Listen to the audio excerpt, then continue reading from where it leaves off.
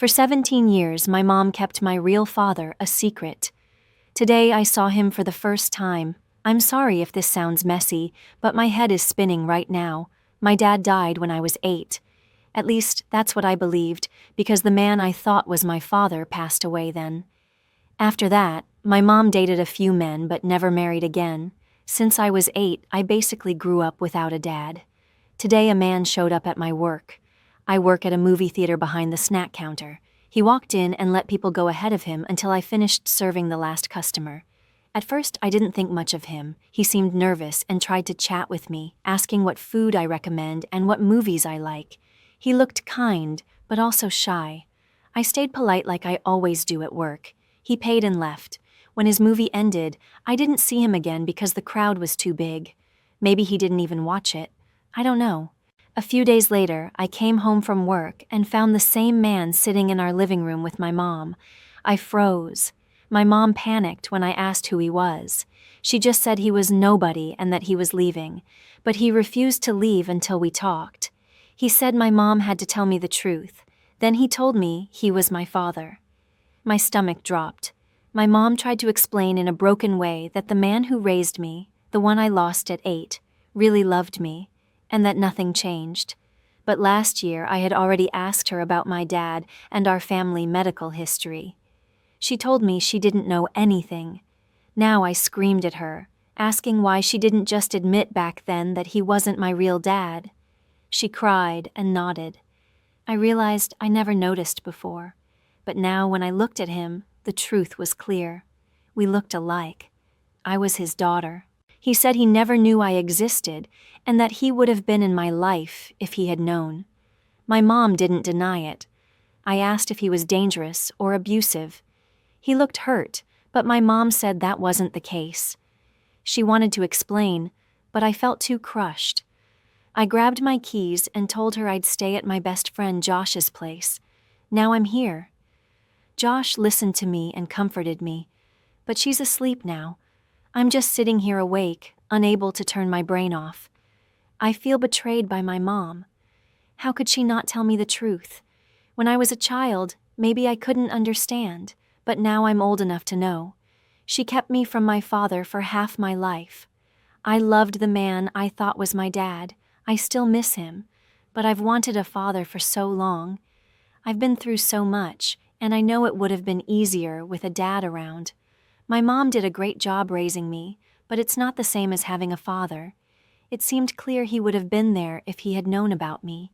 I don't know what to say to him or to my mom now. I know I'll have to go home eventually, but I don't know how to face them. I feel like he must think I'm weak for crying and running away. I feel lost.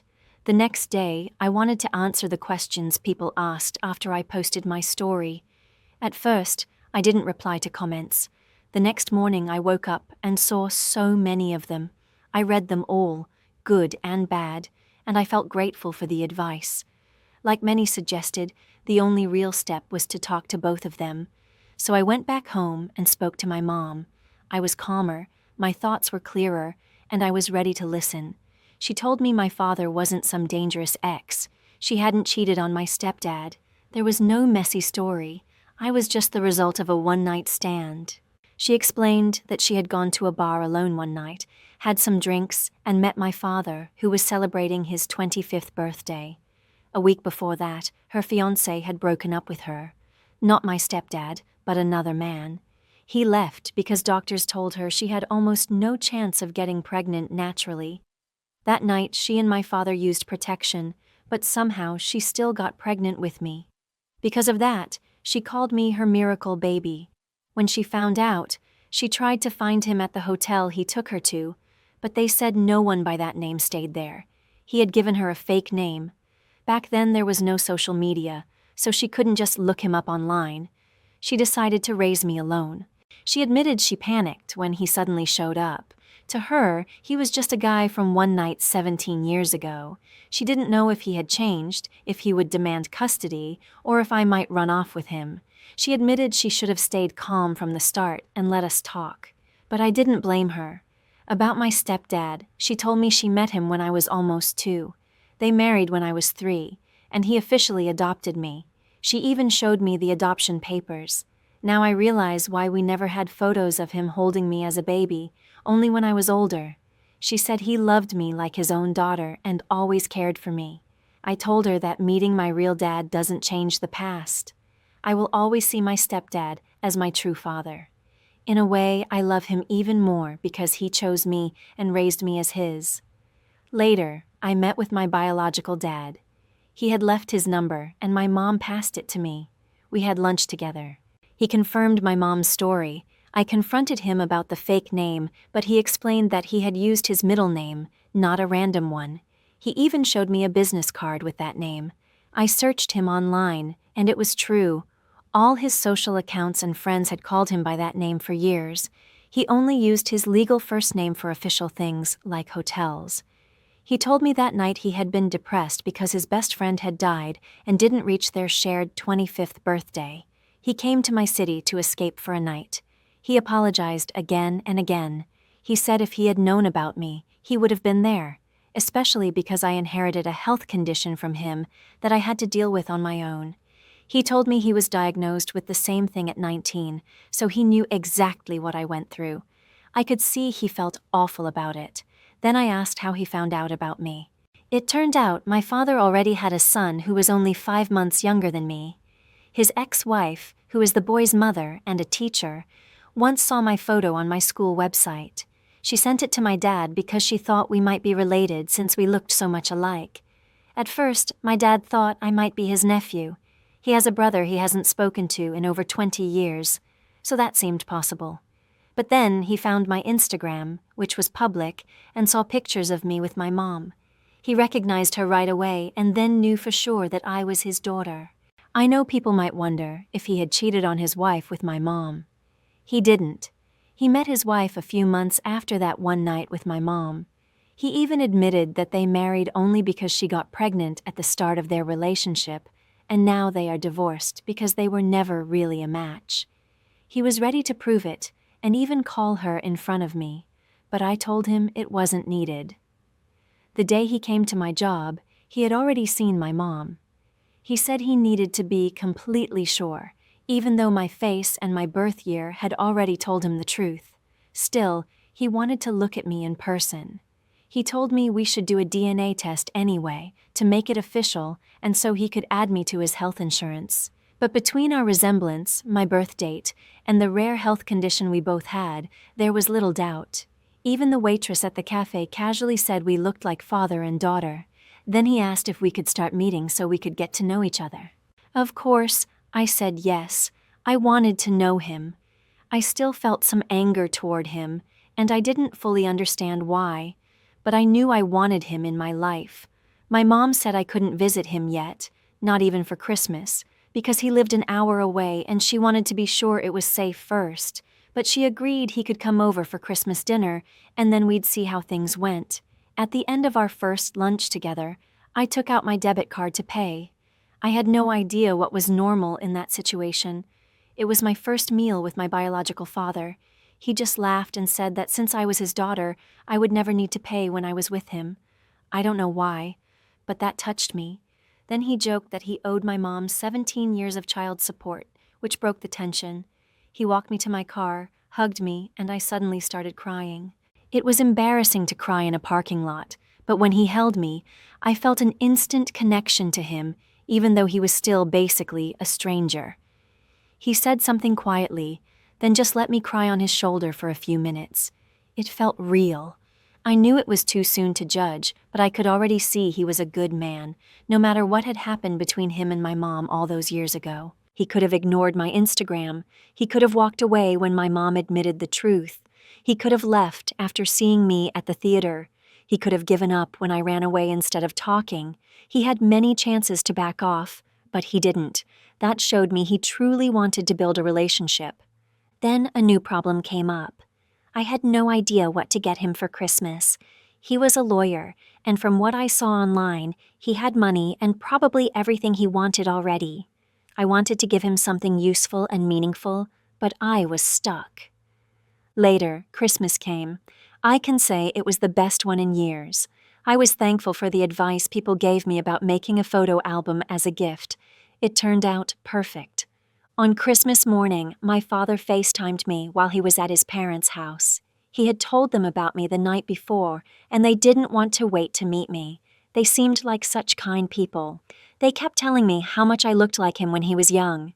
They wanted to meet in person, but since they lived hours away, we would need to plan it. I also had a very brief talk with my half-brother during that call. My dad didn't really give us a choice. He just introduced us. We exchanged a quick hello, wished each other Merry Christmas, and then he told my dad he didn't know what else to say before walking away. It wasn't what I had imagined for our first meeting. Still, we planned to meet in person on New Year's Eve, and I hoped it would go better. That evening, my dad came to our house alone. My half-brother stayed with his mom. My dad brought 2 huge boxes of gifts. He bought me so many clothes and shoes, almost a whole new wardrobe. The crazy part was that I actually loved them. He also gave me an iPad Pro and a gaming PC. He said he wanted to get me a PS5 too, but they were hard to find, so he'd keep looking. I was shocked he managed to prepare all this in just a week after we first met. He even bought gifts for my mom, which surprised her but made her very grateful. I felt awkward since I had only one gift for him, but he really loved it. At first, I thought maybe he didn't like it because he started crying while looking through the album. He kept apologizing for not being there, but then told me the gift was amazing. He said it moved him most when he saw the page I had left open for our first Christmas photo together, with the plan to fill the rest as we went on. I also included one page with pictures of me and my stepdad. I didn't want to overwhelm it with too many, but I needed him to know that my stepdad was an important part of my life. After that, we spent the night setting up my new PC, talking and watching It's a Wonderful Life, my favorite Christmas movie. Before I told him, he had already said it was one of his top 3 favorites. Now he said it was his number 1, because he got to watch it with me. When it got late, my mom let him stay in the guest room so he wouldn't have to drive an hour back in the rain. In the morning, he made us breakfast and then invited me to come to his place for New Year's. To my surprise, my mom agreed I could go. A few days later, I went to my stepdad's grave for the first time by myself. I didn't know if I believed in heaven or anything like that, but I wanted to tell him that no matter how close I might get to my biological father, he would never replace the man who raised me. Soon I would meet my half-brother in person, and hopefully soon after, my grandparents too. The DNA test was scheduled for Monday, but that felt more like a formality, mostly for insurance. My dad said it was too late to leave, and the whole point was to celebrate New Year's Eve together. Then Ryan said if we didn't go, he would, and he stormed out the door.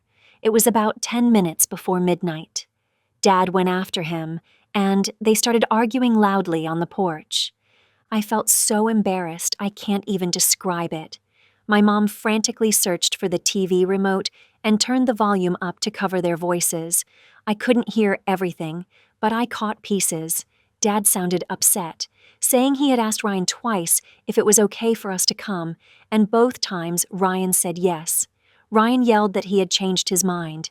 Dad said that was his choice, but since we were already there, Ryan could at least be polite and let us have a calm evening. Then Ryan shouted that we weren't family and that I wasn't his sister. That hurt more than I expected. I'd already decided hours ago that I didn't like him, but hearing it said out loud still stung. He also reminded us that the DNA test wasn't even done yet.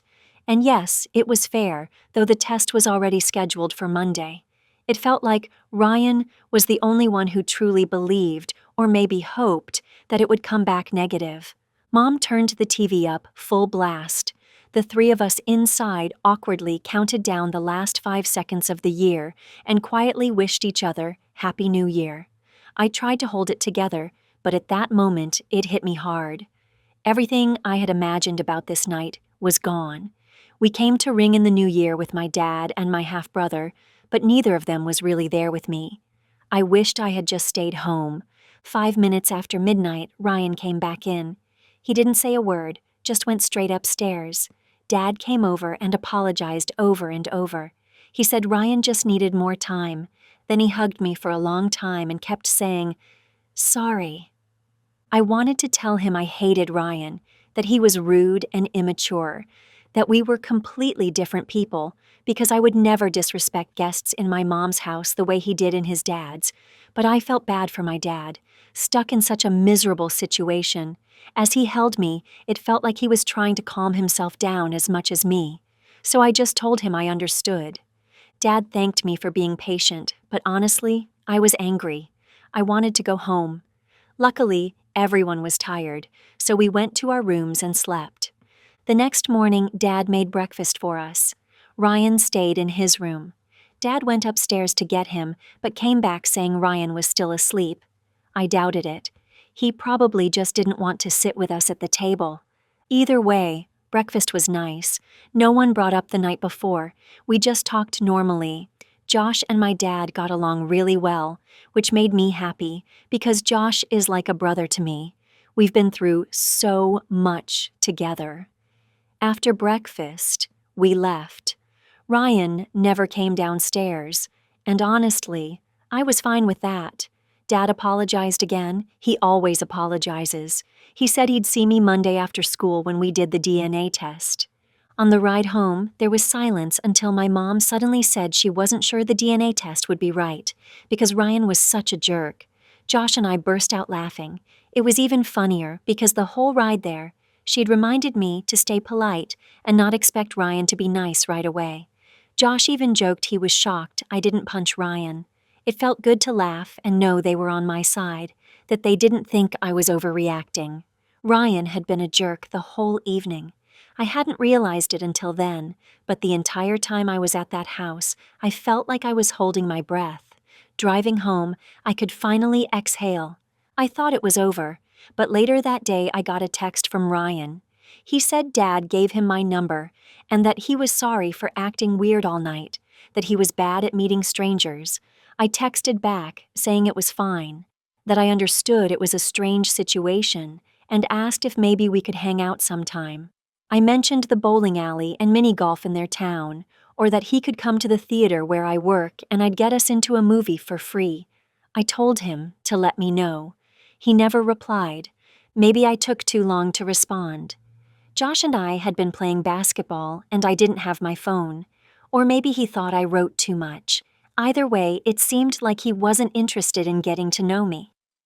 I really wanted us to get along. I didn't know what else to do. After school that Monday, I went with my dad to take the DNA test. It was done. Until then, I had been almost certain of the result, but afterward doubts started creeping in. What if I wasn't his daughter? What if I'd wasted his time and money these past weeks? My mom swore there was no chance because she wasn't with anyone else when I was conceived. I believed her, but I still felt this knot in my stomach. Maybe I was just overthinking. Dad paid extra to get the results faster, so we'd know in 2 days. But maybe it didn't even matter anymore. Ryan clearly didn't want me in their family. I'm sorry this update isn't cheerful. I had hoped it would be. Then came the call. The test was back. My dad FaceTimed me from his car. He said he had just finished work and got the results. My heart was racing because I couldn't tell from his face. Then he smiled and said, I was his daughter. I felt such a wave of relief and happiness. Before the test, I was sure he was my father, but afterward, I started to fear. Now it was official. I had a dad again. He showed up at my house right after. Turns out, he hadn't even been at work when he called. He had gotten the results hours earlier and wanted to surprise me in person. He and my mom had planned it together. He brought a cake and a little balloon that said, "It's a girl." It was hilarious and sweet at the same time. That whole evening, I felt on top of the world. We called my grandparents to tell them the news, and they were so happy. Dad and I planned to visit them the next weekend. I was nervous since it would be my first long trip away from home, but they seemed so kind and excited to meet me. Sorry if my posts sound like mood swings. These past weeks have been a roller coaster, but right now I'm so happy. I can't stop staring at the DNA results. The rest of the story was too long to write in one go, so I split it. The trip didn't go the way I hoped, but my grandparents were amazing, kind people. Last weekend, I finally met them. The plan was that Dad and I would leave Saturday morning and come back Monday, but Friday he called saying work blew up and he couldn't go. I was crushed, and I knew he felt awful too. Still, I had already taken time off work, and I really wanted to meet them. I felt grown up enough to handle the trip alone, but Mom didn't like the idea of me driving 3 hours by myself. We compromised. She said I could go if Josh came with me. As soon as he heard they lived by a lake, he said yes. I called my grandparents, and they were thrilled. They said Josh was welcome too. So Saturday morning, we packed up and drove out. By the time we got there, I was so nervous. When they opened the door, I recognized them right away from our Christmas video call, but for some reason I blurted out their first names instead of Grandma and Grandpa. They laughed, and my grandpa said I had to call them Grandma and Grandpa from now on. My grandma added that Josh should too, because they didn't have many grandchildren and now they suddenly had 2 more. I loved them instantly. It was like a breath of fresh air after dealing with Ryan. We went inside, dropped our bags, and had lunch. My grandma made sandwiches, and we just sat for hours talking. I loved hearing about how they met and about their parents. It felt like discovering a whole new part of my family tree. They showed me so many photos of my dad. At first, I thought they were just flattering me, saying I looked like him when he was young. But then I saw a picture of him at 16 or 17, and I couldn't believe it. It looked exactly like me, just in 90s clothes and a bad haircut. Josh and I were stunned. Later in the day, my grandma wanted to bake a cherry pie, a family recipe. She said since we were celebrating meeting each other, she wanted to teach us. We were almost done with the dough when suddenly my dad showed up. He said the work problem had been solved faster than expected, so he came straight out. I was thrilled, until a few minutes later Ryan walked in too. I was shocked because Dad had said Ryan would be with his mom that weekend. While Ryan greeted Grandma and Grandpa, I quietly asked Dad what was going on. He just shrugged and said plans changed. I hadn't written about it before, but the week earlier I had been to dinner at Dad's house. It wasn't as bad as New Year's Eve, but Ryan still barely spoke to me. There was a moment I thought we connected, but he shut it down fast.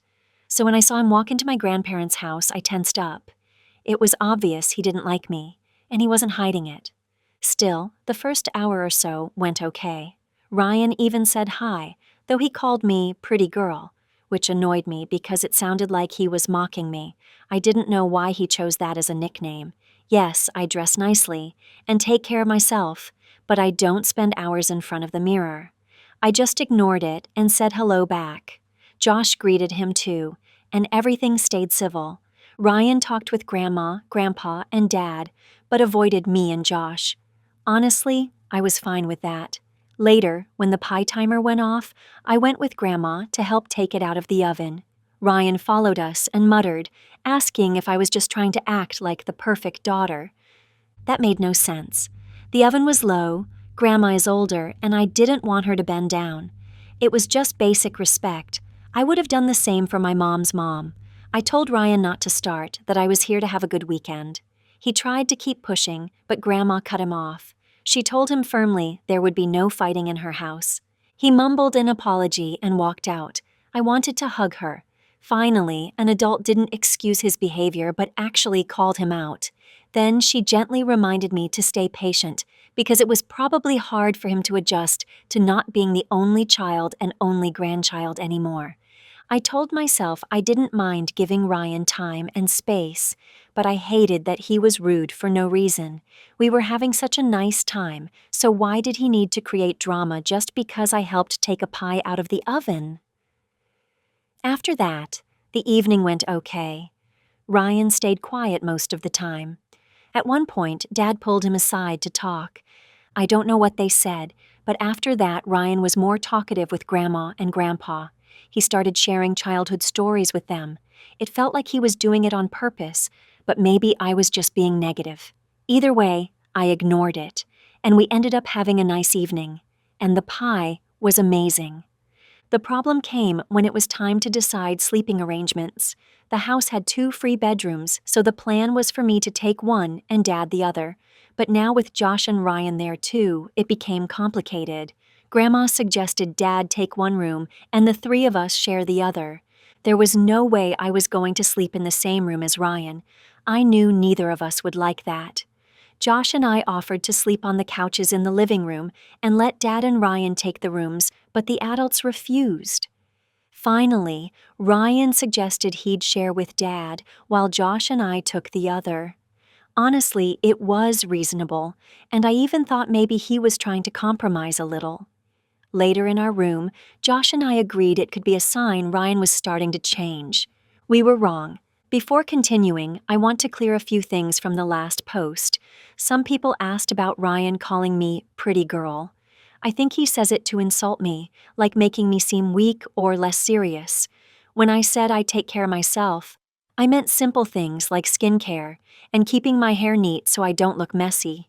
I don't think that makes me pretty girl, but apparently Ryan does. Others said I shouldn't have taken Josh to New Year's because it could have been too much for Ryan. But Josh was always going to spend New Year's with my mom and me no matter what, so he would have been there anyway. And on this trip, he only came because originally I planned to go alone, and Mom didn't want me traveling 3 hours by myself. Ryan wasn't even supposed to be there. I still don't know why he ended up coming. The next day, we went to the lake. Grandpa showed us an obstacle course nearby. It was like the kind used for military training, with balance beams, monkey bars, tires to jump through, and more. Grandpa suggested Ryan, Josh, and I try it out. Josh and I were excited right away, but Ryan refused, saying he had done it 1,000,000 times already. We tried to encourage him to join, even asked him to guide us through it, but he firmly said no. So Josh and I made a race out of it ourselves. We laughed and teased each other the whole way. When I was ahead, I yelled back at him, and when he was climbing, he did a silly dance. We couldn't stop laughing. Of course, Ryan used the moment to comment that there was no point if we weren't taking it seriously. Josh told him we weren't training for the Olympics, just having fun. After that, we went to the lake. It was beautiful. We swam, jumped off a rope swing, and had a great time. We tried to get Ryan to join, but he refused every single time. He wouldn't go in when we asked, and he even refused when Dad and Grandpa encouraged him. He just kept to himself. Eventually, Grandma called us back for lunch. Everything seemed fine. Afterward, we stood on the porch, and Grandpa brought up sports. I said I only played basketball, but Josh played a lot of different sports, so he and Grandpa started talking. That's when Ryan snapped. He said that being an athlete was Josh's only personality trait. Josh told him to calm down and stop picking fights. Then Ryan started yelling, asking why Josh even called his grandparents Grandma and Grandpa. But they were the ones who asked him to do it the first day we arrived. Ryan went further and said Josh wasn't family and should go spend time with his own grandfather instead.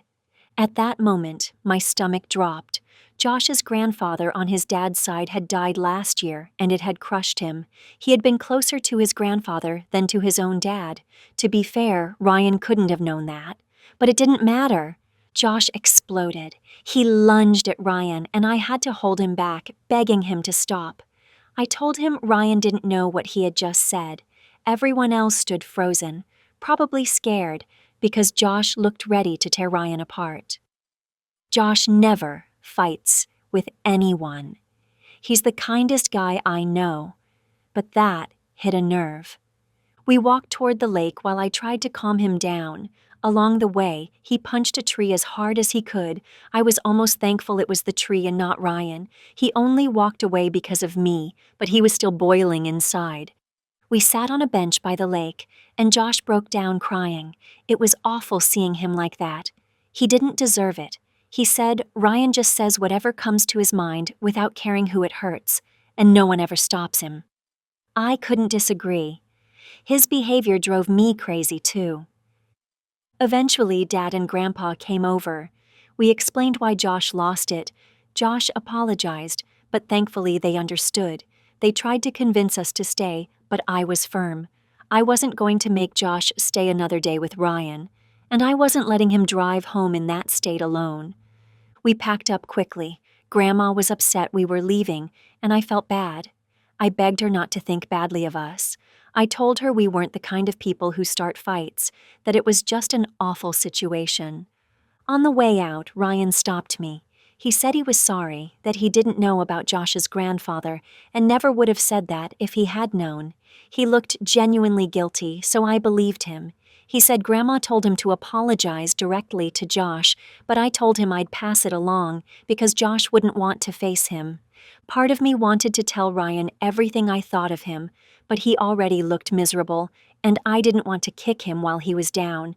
Dad was upset too. I told him I loved him and wanted to be part of his family, but if he wanted me in his life, he had to get Ryan under control because his constant remarks were too much. Dad said he understood and would handle it. Later, I apologized for saying it so sharply, but at that moment, I was just angry at everything. Josh calmed down halfway home, but when we got back, my mom was furious. She loves Josh like a son, so she was angry about how he was treated.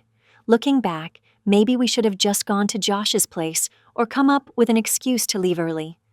I convinced her not to call my dad right away. She waited until the next day. Later, Dad called me and asked if I'd be willing to join a group therapy session with him and Ryan. Honestly, I thought it was pointless, but if it might help us communicate better, I agreed. The session wasn't what I expected. I imagined weird tests or trust exercises, but all we did was talk. It wasn't terrible, but it wasn't very helpful either. I didn't think anything really changed, but maybe expecting results in one session was naive. At the start, we didn't talk much. Ryan texted his mom while Dad said he wanted to wait for the session. Once we started, the therapist asked us to introduce ourselves and explain why we were there. Dad told the story. Then she asked me how I felt. Ryan complained that she asked me first. She reassured him that he would get his turn, but that we shouldn't interrupt each other. I said my main problem was Ryan's behavior. He treated me badly for no reason. Ryan claimed he had reasons. The therapist asked what they were. He listed them. First, he said I always bring Josh around like a bodyguard. I said that wasn't true. I didn't need Josh to deal with Ryan. In fact, I'd seen Ryan alone more often than with Josh around.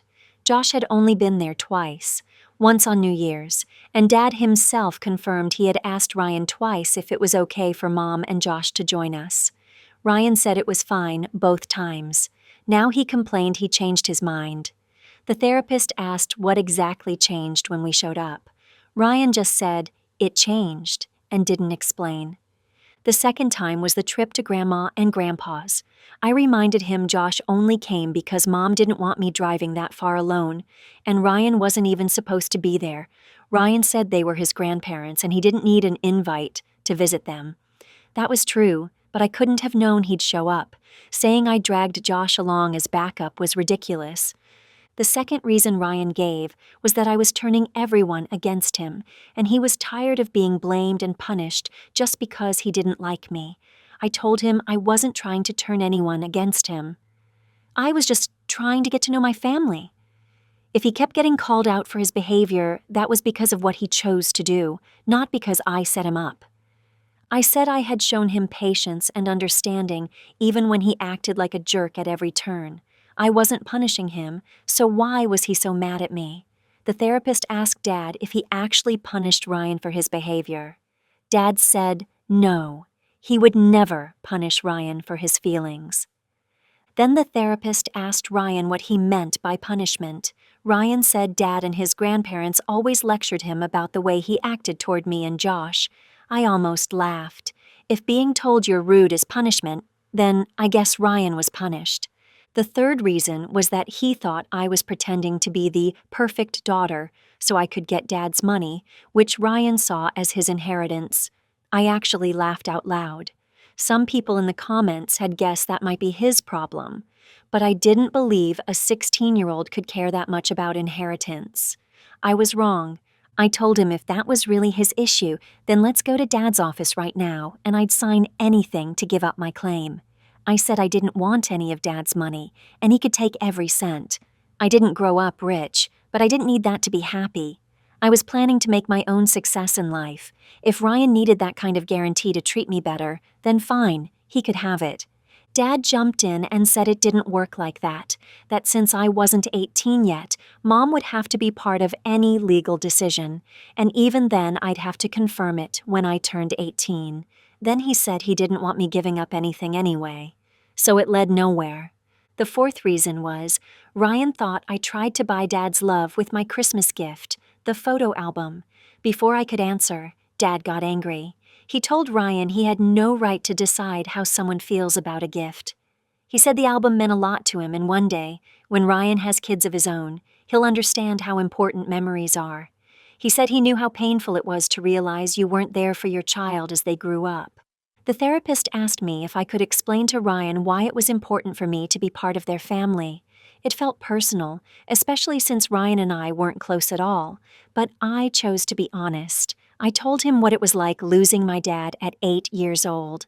I explained how painful it was when schools had father-daughter events and I couldn't join, how I avoided social media on Father's Day because everyone posted pictures with their dads, while I could never make new memories with mine. I told him that when I found out Dad was my biological father and that he actually wanted me in his life, it felt like a second chance to have a dad again. Ryan snapped back that he also knew what it was like to lose a parent. I was shocked. I thought maybe a step-parent had died, but no, he said he only saw his mom twice a month since the divorce. My head spun. He compared divorce to death. I should have walked out, but I couldn't believe what he just said. I got angry and asked how he dared compare those two things. His mom moved to another neighborhood. She wasn't buried 6 feet under. I told him he could call her any time he wanted, reminded him he was literally texting her about a math test right before the session started. I hadn't spoken to my dad for almost 9 years, and I never would again. He had no idea what losing a parent meant. Ryan just scoffed, asking if that meant he wasn't allowed to say anything. Everything I said went straight past him, or maybe he was just too stubborn to realize how awful his words sounded. Dad and the therapist both told him divorce and death were not the same, but Ryan only rolled his eyes and muttered that he understood. Clearly he didn't. Some people might think he was trying to open up, and I shut him down. But trust me, that wasn't the case. If he had shown the slightest real emotion, I would have given him a chance. But the way he said it, the tone, the look on his face, it wasn't, "I understand your pain." It was, "Stop whining." Even Dad looked embarrassed, and the therapist, who had been neutral the whole time, seemed surprised too. She asked Ryan if he wanted to talk more about his relationship with his mom. He looked like he might, but then glanced at me and shut down. I took that as a sign he wasn't comfortable talking about it in front of me, so I offered to step out. Honestly, I wanted a break anyway. But Ryan just said he didn't want to talk about it at all. So the therapist changed the topic and asked Dad why it was so important to him that Ryan and I get along. Dad explained that he had a brother he hadn't spoken to in over 20 years. He missed him every day and regretted losing that relationship. He said when he saw me and Ryan constantly fighting, he worried that once we grew up, we'd just stop talking forever. The therapist said the situation was different, since Dad grew up with his brother, but Ryan and I had only met as teenagers. Dad said he knew that, but someday, hopefully not soon, he wouldn't be around anymore. And he wanted us to have each other. I might have imagined it, but for a second, Ryan's guard seemed to crack. He looked almost sad, seeing Dad upset. Then Ryan suddenly asked Dad if he had cheated on his mom with my mom and if that was why they divorced. Dad looked him straight in the eye and said no. He said Ryan could ask his mom about how they met when they worked together in summer 2004. Then he reminded Ryan that I was conceived that February on his 25th birthday. Dad admitted he wasn't perfect, but he wasn't a cheater. He said he regretted the relationship didn't last, but staying in an unhappy marriage, for the kids, was unfair to everyone. The therapist agreed and told Ryan it was okay to feel hurt and angry about the divorce, but his parents had done the right thing by ending a marriage that made them both unhappy. Dad added that he never regretted being with Ryan's mom because she gave him Ryan. The therapist suddenly said it had been a good session. I didn't understand how she reached that conclusion, but she said we should think about what was said and try to see things from each other's point of view. She pointed out that Ryan and I had already decided what we thought of each other based on very little and assumed we knew each other's motives, when really, we didn't. As we left, Dad thanked both of us for coming, even though neither of us wanted to. He asked if we'd come again. Ryan said he would, but only for Dad, not with me, because he felt he couldn't speak freely in front of me. He even added, "No offense." I wasn't offended. I didn't want to sit through his awful analogies again anyway. Dad said that was fine, and if Ryan wanted to go alone, he could. Then he asked me if I wanted to come alone too. I said, maybe, but honestly, no.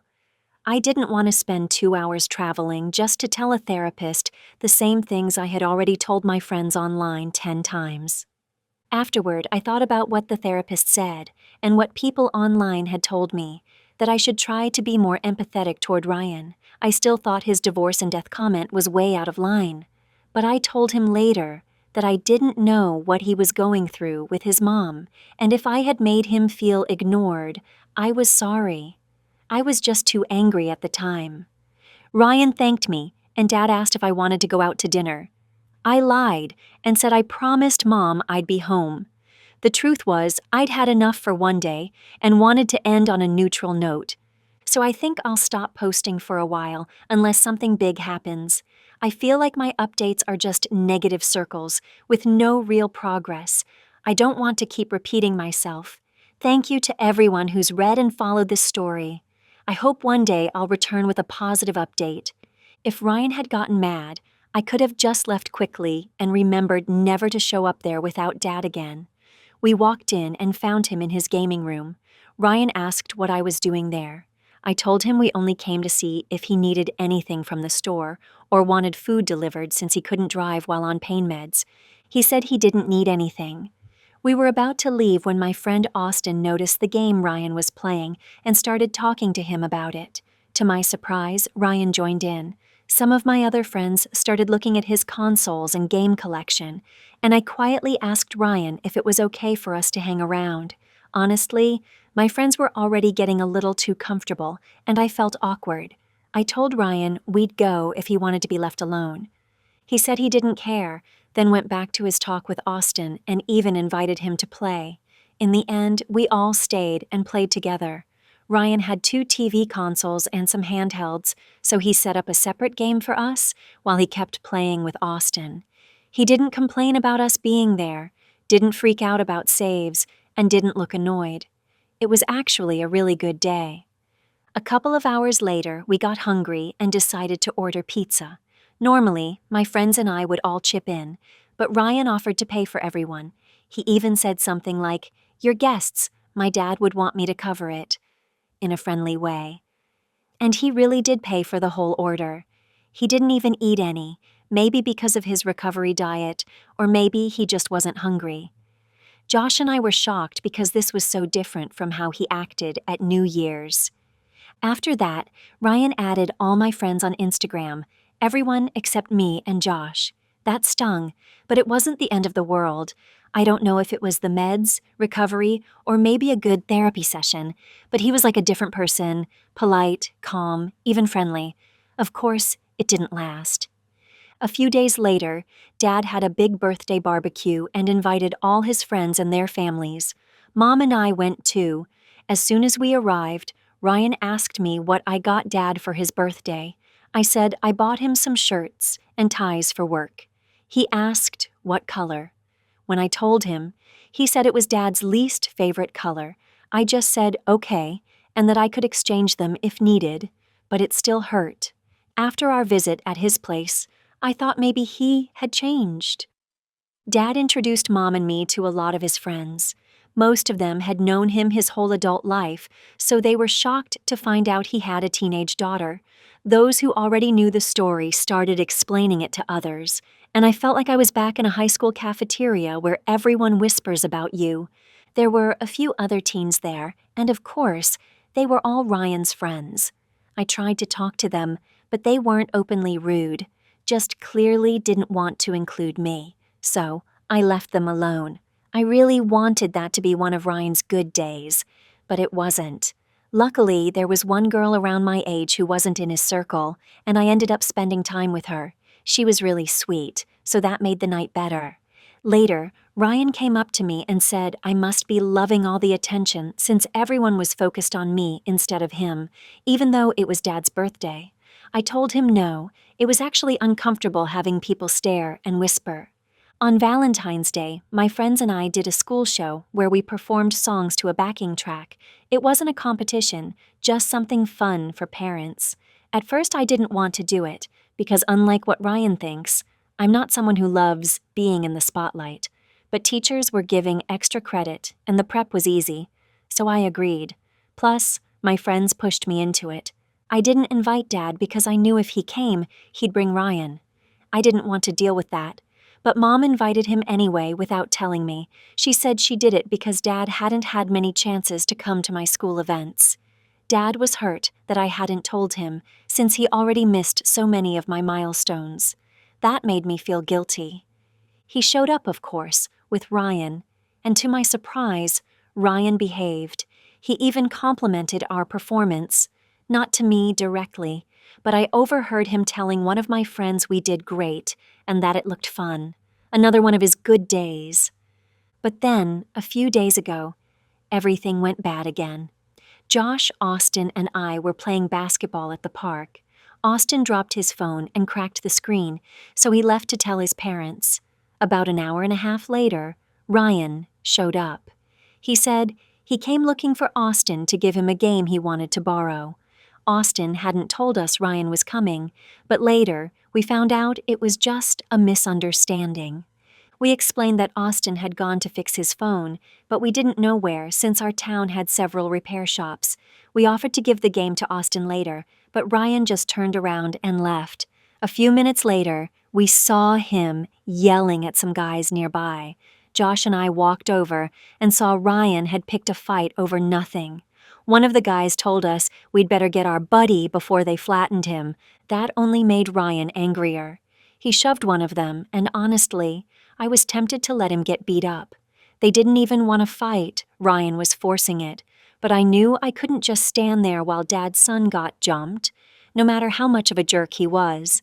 So Josh and I stepped in. It didn't turn into a real fight, but there was a lot of shoving and yelling as we dragged Ryan away.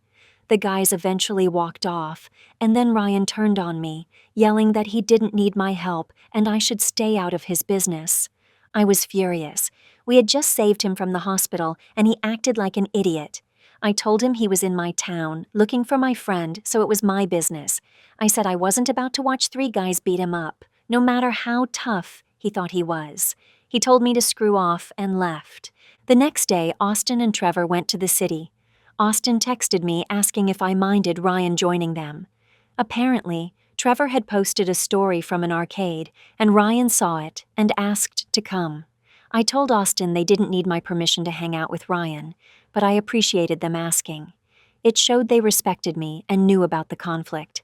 I admitted I was annoyed that Ryan wouldn't give me a chance, but wanted to be friends with all my friends. Still, I didn't think he was doing it to hurt me. He genuinely liked them, especially Austin, since they both loved video games.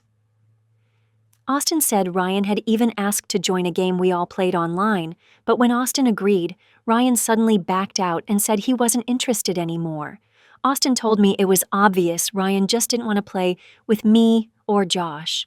Austin and Trevor both told me Ryan was okay online, but they'd rather keep it that way and not hang out with him in person to avoid more conflict. That's Ryan for you. Sometimes normal, sometimes hostile. Never kind to me. At family dinners especially, he went back to being mean for no reason. It was exhausting. 2 weeks ago, I told Dad I only wanted to see him one-on-one. Every time Ryan was around, he was at least passive-aggressive, usually worse. He didn't like me, never would, and I accepted that. I told Dad I'd keep going to family dinners because it mattered to him, but outside of that, I wanted our time to be just us. Dad was upset but agreed. I suggested moving the dinners to weekends, but Ryan pushed for weekdays so he could be there. At first, I didn't get why. He didn't even act nice at those dinners. Then it hit me. It wasn't about family time. It was about control. Ryan wanted to keep an eye on how close Dad and I got. Last weekend, I had a college entrance exam. Between school, work, and activities, I hadn't had much time to prepare. On Sunday, I had plans to study with my friend Bree and a group at her place, but Dad asked to see me. I felt guilty because I had already canceled on him the week before. He offered to help me study. I didn't really need his help. It was easier to review with friends, but I said yes anyway. I suggested the library, since Mom had a house guest and things would be noisy at home. It was our first one-on-one meeting since I asked him to keep Ryan separate. Dad came alone, and we went to the local library. He brushed up on the math material beforehand, so he was actually super helpful. We studied for over an hour, and I was enjoying spending time with him. Then Ryan walked in my town, at my library, an hour's drive from his home. At first, I thought I was imagining things. But no, he was really there. Dad was just as shocked as I was. He asked Ryan how he even knew where we were. Ryan reminded him they shared locations on their phones. Dad asked why he came, and Ryan held up a prep book, saying he was there to study too. I asked if he even signed up for the exam. Just last week at dinner, he told Dad he wasn't taking it on the 12th, but would register later. Now he claimed he registered yesterday. I told him that was impossible, since registration had closed at the start of the month. Then he said he signed up for a different test, but couldn't remember which one or when. I didn't believe him for a second. He sat down, and Dad told him he should have called first. Ryan got defensive and said it wasn't fair for me to get help when he didn't. Then he asked if Dad was really going to tell him to leave. He was daring Dad to choose. And of course, Dad gave in and said no, he didn't have to leave. Ryan opened the book to a random page, not even knowing what it was, and asked how to solve it. Dad mouthed to me that he was sorry, but I was furious. Ryan lived with Dad, saw him every single day. He had meals with him 2 or 3 times a day, went to the movies and on hikes with him. Most of my conversations with Dad were about things he did with Ryan. And me. I got 1 dinner a week and maybe 3 hours alone with him. 3 hours. And Ryan couldn't let me even have that. I thought about asking Mom to call me with an excuse to leave. But then I stopped. Why should I be the one making things easier for them? Why should I be the one swallowing my feelings? I had been patient again and again, but Ryan never gave anything back, and I was done. I packed my things. Dad quietly asked me not to go. Ryan smirked and asked if I was serious, enjoying every second. I didn't say a word. I just walked out. Dad followed me to the car. Luckily, I had driven, so I didn't need a ride. He told me he was sorry and swore he hadn't known Ryan was coming. I believed him, but he should have told Ryan to leave. I knew he was scared Ryan would feel unwanted or replaced by me, but I didn't care anymore. I was tired of always being the patient one. I was tired of hearing that I had to see things from his side. I was tired of caring about his feelings when he never cared about mine. Why should I worry about him if he never worried about me? I told Dad to really think about what had just happened. Ryan had tracked his location and driven an hour because he couldn't handle the idea of me spending time with Dad alone. Was I crazy, or wasn't that insane behavior? Dad said he'd tell Ryan he couldn't do that anymore, but asked me to go back to the library just for this time. I said no. Let him go and help Ryan study for the test he hadn't even signed up for. I wasn't going to sit there pretending to be polite one more time. I told Dad Ryan could drive him back to where his car was parked and not to wait for me. I also told him not to mention anything to Mom if she was home when they arrived. I drove off without a plan, just circling for a while. I called Bree to see if I could stop by, but she didn't pick up. Later, I found out they were taking a practice test. I called Josh, but he didn't answer either. I didn't want to go home and run into Dad and Ryan, so I parked at the park and sat at a picnic table. I tried to study, but all I could think about was the library and how angry it made me. Then something else happened at the park, not connected to Dad or Ryan, but it was enough to break me completely. I was a mess. Later, Josh called back, and I went to his place just to let it out. I told him everything that happened that day. He told me I needed to cut Ryan out completely because he was destroying my mental health. Then he said I was so focused on Ryan ruining my time with Dad that I didn't even realize how serious the park situation had been. And he was right. I had let Ryan's hostility consume me. Why was I giving him so much power over my mood? Dad called me a couple of times that night, but I didn't pick up. I texted a little, but I was short and cold because I was still angry. He admitted Ryan was wrong and apologized for not making him leave, which calmed me down a bit, but I still felt he should have told Ryan to go immediately. I understood that Ryan was his child from birth, and I was just the girl he'd only known for a few months. Of course, I didn't expect him to choose me over Ryan, but I couldn't stop wanting him, just once, to stand up for me. We talked a couple more times after that, and things seemed okay between us. But honestly, I didn't know how much longer I could keep this up. I felt like I was about to break. I wrote those 2 words 3 days ago. That's all I could manage at the time. I just wanted to disappear and abandon this account because I didn't want to relive my failure. But I know people here care, and I don't want to let them down. The first wave of emotions has passed, so now I can explain. Think of this as my last post, my last cry. Saturday night, I went to Dad's for dinner again. I know everyone told me to stop. I knew they were right, but I still went because it mattered to Dad. He never pressured me or forced me to come. Since January, he hadn't tried to push Ryan on me. It was always my choice to go. He does so much for me and never asks for anything in return, except that one dinner a week. The truth is, I never told him how painful it was, how hard it had become for me. I thought maybe after dinner I could pull him aside and finally talk, but that moment never came, or at least not how I imagined.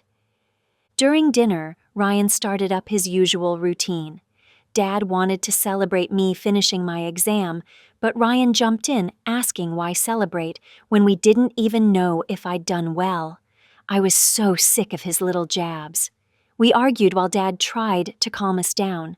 Honestly, it wasn't even close to the worst thing Ryan had said, but after the library, I was already at my limit. The fight got to the point where I snapped that I could be doing 100 other things instead of sitting there trying to eat with them. Ryan yelled back that if I hated it so much, why did I even come? And then something clicked in my head. He was right. Why was I wasting my time trying to make this work when Ryan was clearly determined to push me out of Dad's life? Why was I fighting for a father who wouldn't even defend me in front of his son? I looked at Dad and told him I couldn't take it anymore. I told him every time I came, I spent the whole drive there bracing for war, convincing myself this time would be different, only to spend the drive back feeling like an idiot for believing it. I told him the whole thing had turned me into someone I wasn't. I'd become angry, snapping at people who didn't deserve it. I couldn't focus on school or work because I was always replaying these fights, wondering how I could fix them or what I should have said differently. My grades slipped in one subject, and I had to beg my teacher for another chance at an assignment because the first time I was too distracted to do it right. Last Saturday, I took the exam. I think I did okay, but not as well as I could have if I'd been in a better state of mind. I was done. I told Dad he was so afraid of upsetting Ryan that he let him treat me like garbage right in front of him and did nothing. Dad said he disciplined him, and I told him it clearly wasn't enough because Ryan never changed. He tried to come closer, but I told him not to. I knew if he hugged me or apologized again, he'd convince me to give this one more chance. The truth was, I wanted his love so badly that I'd let Ryan tear me apart piece by piece. I told myself it was worth the pain, but it wasn't anymore. Ryan had drained me completely. I didn't want him controlling me anymore. Ryan rolled his eyes. I said I was done. Bro, which only made him angrier. Normally, I avoided calling him that, but it just slipped. He screamed that he wasn't my brother. I told him he was right. He wasn't. I told him he had ruined it himself, because I could have been a great friend, even the best sister he could have had, someone who would have always had his back. I put my credit card and the house key Dad had given me on the table and told them I was leaving and not coming back. Dad and Ryan followed me to the door. Ryan kept shouting that I was playing the victim. Dad tried to stop him, but like always it didn't work. Ryan followed me all the way to the exit, mocking me for walking out. As I reached the door, he sneered that I'd come crawling back in a week, and I turned and hit him. I know it was weak to hit someone who didn't see it coming. I know I lost any moral high ground I had. I swear I just wanted to leave, but he wouldn't let me. Ryan hit the floor, stunned that I'd actually done it. But Dad's face was worse. Pure disappointment. I thought I'd feel relief, but instead I felt nothing but crushing sadness, because the second my fist connected, I knew my relationship with my biological father was over. Dad rushed to help Ryan up, and I told him he'd won. I told him he was back to being the only child, so stay out of my town and leave me alone. Ryan said nothing. He didn't fight back, didn't smirk, didn't mock me. He just stared. Dad tried again to stop me, but I told him the same applied to him too. I said goodbye for the last time and left. I made it most of the way home holding back tears, but the last stretch of the drive, I broke down, sobbing. When I got home, Mom came out of the kitchen, surprised to see me early. She asked what happened. I tried to lie and say I was just tired, but she saw through it. I cried again. I just needed my mom. I told her everything. How Ryan wouldn't let me have Dad. How Dad was too scared to stop him. She told me I didn't have to go there anymore, if all it did was hurt me. All I could think, all I could say, was how much I had wanted it to work. Later that week, Dad came to the house, but Mom wouldn't let him in. She told him he and Ryan weren't welcome anymore. She told him I wasn't okay, no matter how mature he thought I was, and I didn't have to put up with Ryan's behavior anymore. Dad kept calling and messaging after that, but I didn't answer. I know I should block him, but doing that would make it final. The truth is, I always thought I was a fighter, and I did fight. For months, but I'm out of strength. I still believe Dad is a good man, just too soft when it comes to Ryan, and maybe someday I'll talk to him again, or maybe not. Maybe I'll just fade away like the uncle no one has heard from in 20 years. To everyone who read my posts, thank you. I'm sorry there's no happy ending. I'm sorry I wasn't strong enough, but it's time to stop being a doormat. It's time to think about myself.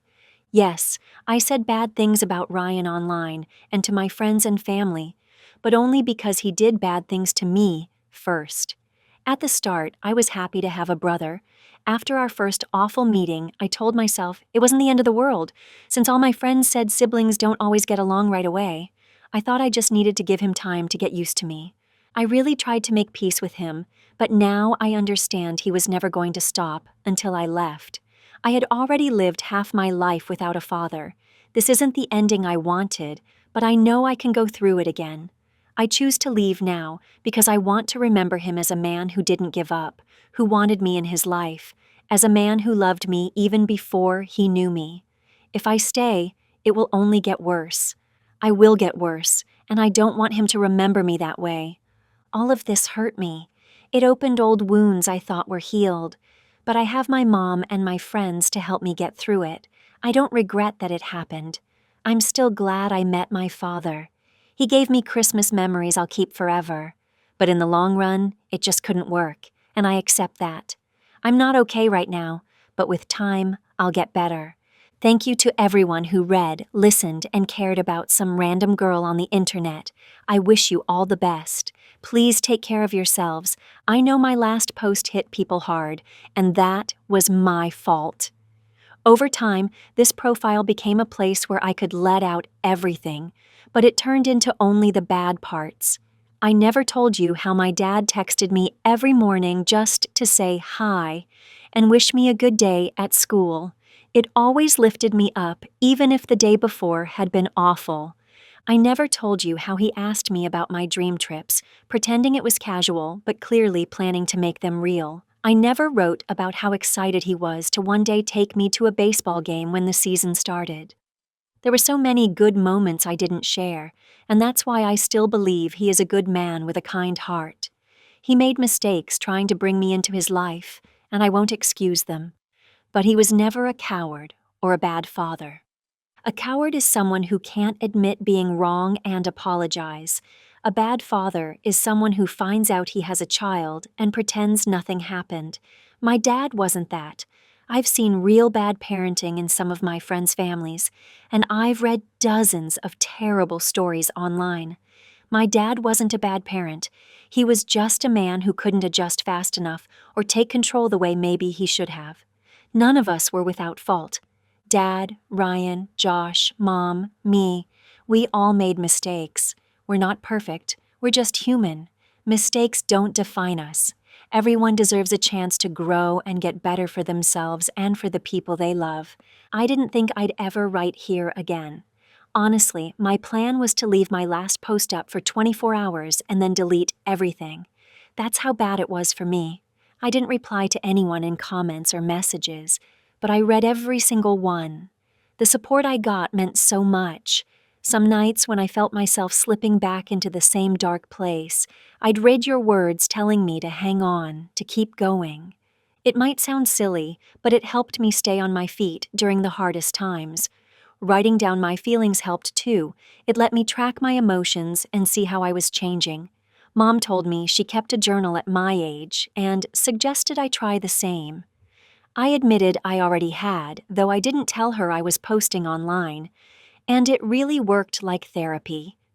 The last few months, I kept trying to fix things with Ryan and Dad, but now, at 17, I realized I'm a lot like my mom. And maybe that's not a bad thing. I wish I could tell you the past weeks were easy. I wish I could say I was thriving after cutting ties with Ryan and Dad. But that would be a lie. I missed my dad every single day. I doubted myself, asking if I did the right thing. Let me share a quick story. When I first started kindergarten, I hated it. I was the kid who cried when my mom left. I was shy, didn't want to talk to other kids or teachers.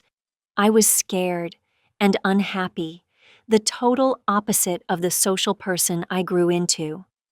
I don't remember if it was the second or third day, but my stepdad sat me down and told me to give the other kids a chance. He said all I needed was one good day. If I could have one good day, I'd see I could do it again tomorrow. The next day, we had a drawing assignment, and they paired us up. That's how I met my best friend Josh. We drew monsters fighting each other, not even close to what we were supposed to do, but we laughed and had fun. When I told my mom and dad about it, my stepdad asked if I had a good day, and I happily said yes. He smiled and told me to repeat it tomorrow. That advice stuck with me all my life. Every time I hit a low point, I remind myself, I just need one good day. One day to prove I can still smile, still be happy, and that eventually things will be okay. That's what I was reaching for after I walked away from Ryan and Dad. I needed one good day to prove I could survive this. The weeks after were rough. At first, I felt a huge weight lift, even if it hurt to accept that my second chance at having a father ended before it began. Ryan hated admitting that all of this was his fault. He told me he had been upset when our dad found out about me, and that he truly wished I had never shown up in their lives. But now he understood Dad couldn't just pretend I didn't exist, because he wasn't that kind of man. What hurt him most was that Dad looked at him differently now. When Ryan brought it up, Dad said he would always love him but needed time to forgive him. Even worse, Dad admitted he felt like he failed both of us and apologized. He carried most of the blame. That broke me.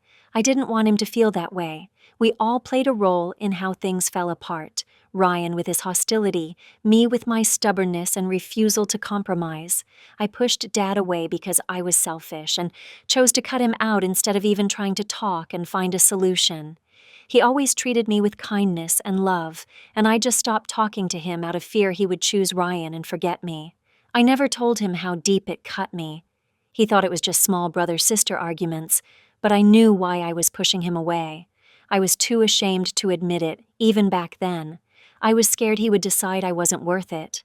When I hit his favorite child, I thought that was the beginning of the end. I convinced myself it would be easier to leave first than wait for him to leave me. But he wasn't going to. He didn't turn his back on me, even when I lost control. He proved it with all his calls and messages, but I let fear run my choices. Ryan admitted that on the day we first met, he wanted to like me, but when he saw me, he just couldn't. He said we had nothing in common because in his mind I was athletic and popular and he wasn't. I didn't know where he got that idea. I was never some athlete or school star. I told him we didn't need to have much in common to get along. I had friends with all kinds of interests, and I never picked people based on that. But if he really thought we had nothing in common, I reminded him we did have at least one thing. We both loved our dad and wanted him happy. Then he said he didn't have true friends like me. He didn't have someone like Josh who would always be there. He didn't have people who stood by him the way mine did after that awful dinner. I mentioned one of his friends had messaged me on Instagram, though I didn't want to go into it. He then asked if he could be honest. He told me that after his appendix surgery, when he was stuck in bed, the only people who came by to see if he needed anything were me and my friends. His own friends were too busy to stop by even once. He even invited a girl he liked, but she said she would only come if he bought her something nice to wear. I didn't know what to say. I just told him it was messed up and that he deserved someone who cared about him for who he was, not for gifts or money. He went on about how most of his friendships felt like convenience, like habit, and that he couldn't see himself in that group after high school. Finally, he told me what he had been leading up to. His 17th birthday was in a few days, and our dad planned to make pizza in the backyard oven, Ryan's favorite. Dad told him he could invite some friends. But Ryan said what mattered most was having me there. He even offered that I could bring Josh, if that made it easier. He admitted it was selfish, but he didn't want to be the reason Dad kept looking sad. I asked the day and time and told him I'd think about it. I made it clear that if I did come, I wasn't returning to the same fights. I said if he changed his mind while I was there, he could just tell me and I'd leave. No yelling, no scenes. He swore he wouldn't change his mind. Right then, Mom called asking where I was. I hadn't even noticed that an hour had passed since my shift ended, and I was still talking with Ryan. I told her I was heading home. Ryan asked if we should shake hands or bump forearms like he had seen me and Josh do. I told him I'd just head to my car because I wasn't ready for that yet.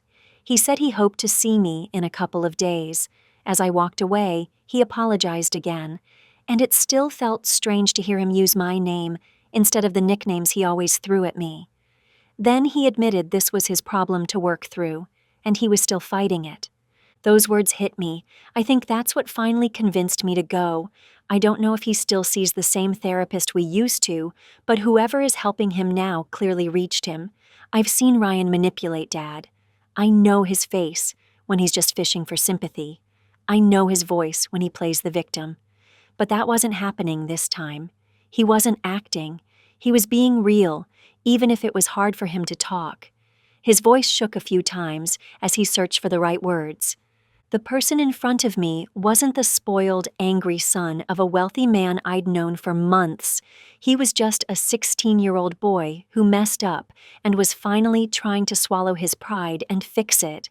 I had to respect that. I told him I changed my mind and that I was sorry I hit him, and I meant it. Seeing him show so much humility melted some of the ice in me. I always knew Ryan wasn't some one-dimensional villain. I'd seen his better side with other people, but this was the first time he showed it to me. I realized nothing would change if I didn't let go of some of my anger and own my mistakes too. We wished each other good night, and I drove home. Just to be clear, Ryan's birthday already passed on Tuesday, so there's no need for advice. It's over. And no, there wasn't any drama. It wasn't a trick or a setup. Dinner went well. I'll tell you more tomorrow, but for now, I've got plans with my friends. Those words hit me harder than I expected. Before all this, I wasn't an emotional person. After my stepdad died, it felt like I went numb from the pain. I thought nothing could hurt worse, so as I grew older, I pushed feelings away and chose logic over emotions. But now I think I inherited my biological dad's sensitivity, and meeting him somehow unlocked it. In the past 4 months, I cried more than in my whole life, but I'm not ashamed of it anymore. Letting those emotions out was exactly what I needed. When it was time to leave, Ryan and Dad walked me to my car. Dad promised he wouldn't force me and Ryan to spend time together just for the sake of weekly dinners. He said we could both decide when we were ready for anything as a family, and it didn't have to be at the same time. Each of us could move at our own pace. I told him that while I was ready to open the door to our relationship again, I wouldn't be coming every week. My focus until the end of school year had to stay on school. Once summer came, I'd have more time, and then we could see about spending more time together. He understood and agreed. I wished Ryan happy birthday one more time. He thanked me for the card and for showing up. He asked if we could start fresh. I said yes and offered him a forearm bump, like I usually do with my friends. He accepted, and I drove away. I won't lie, part of me still worried that Ryan's new behavior wouldn't last.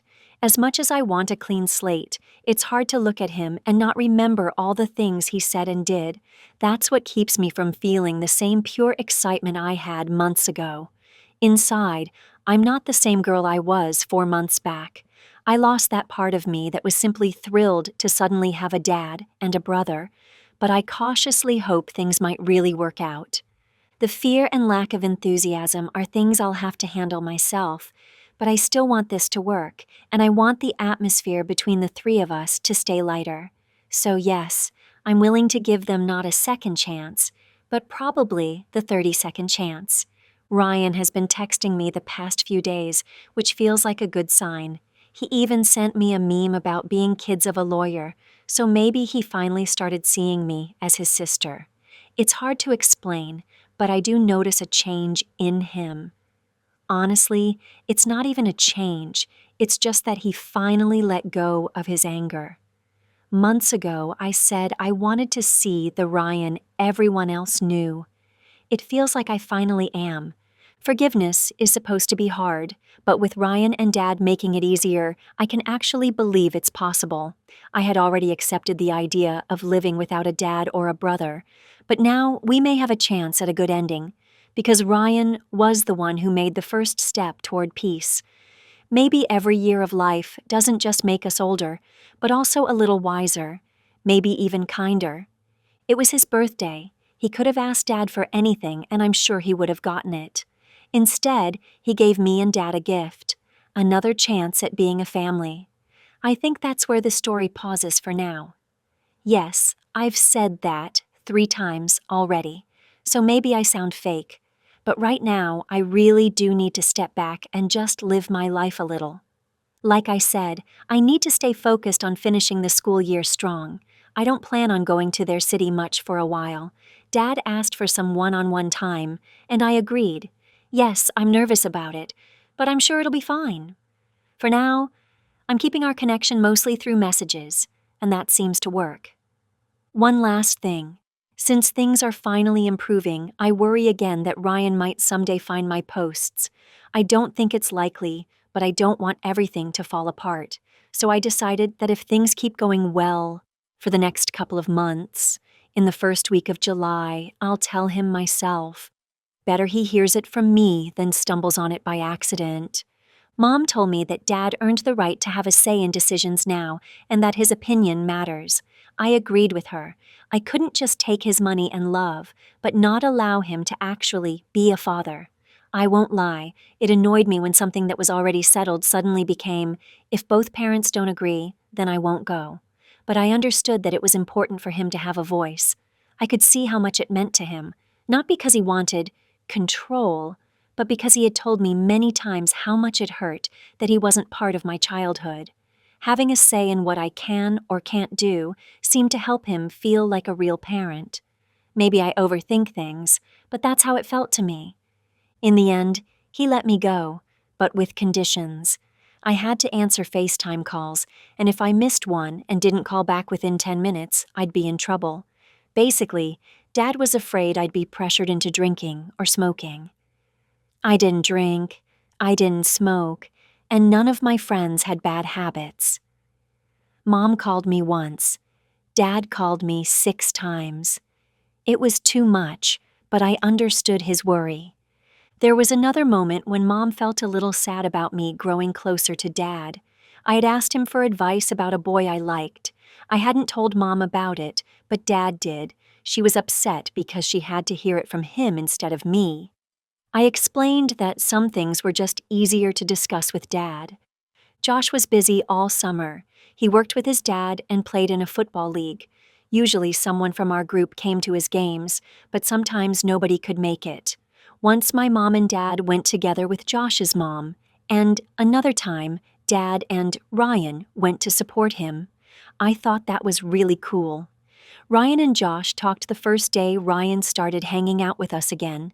Ryan apologized for what he said at his grandparents' house.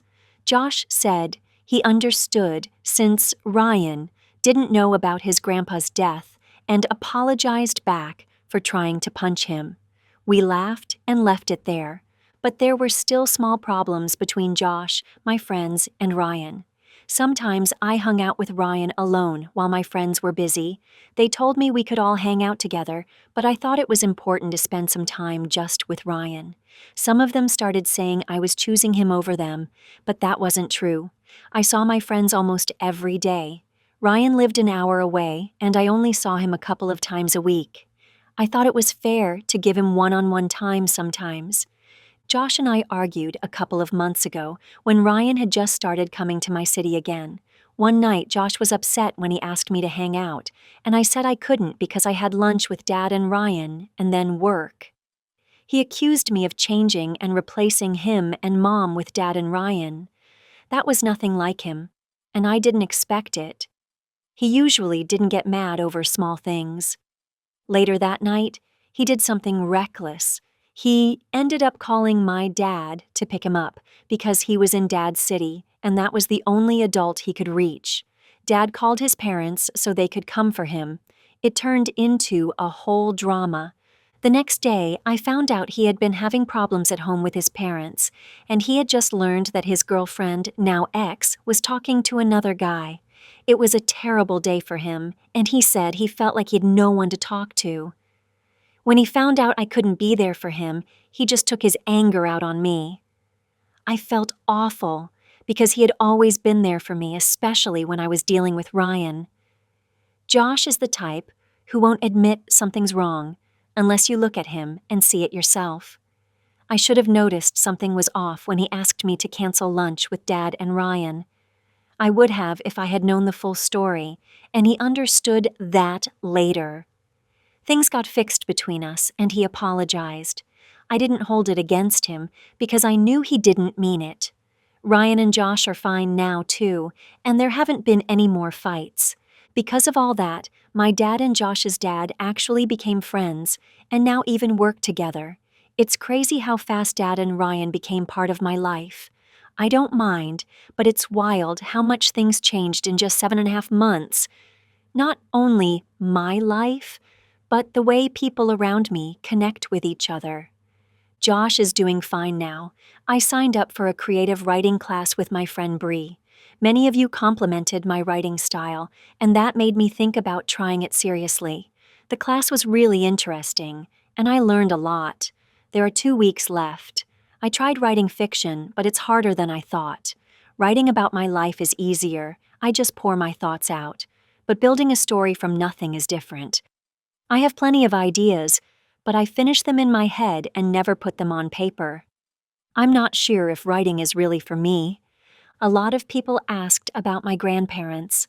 A week ago, Dad, Ryan, and I went to visit them. This trip went way better than the last one.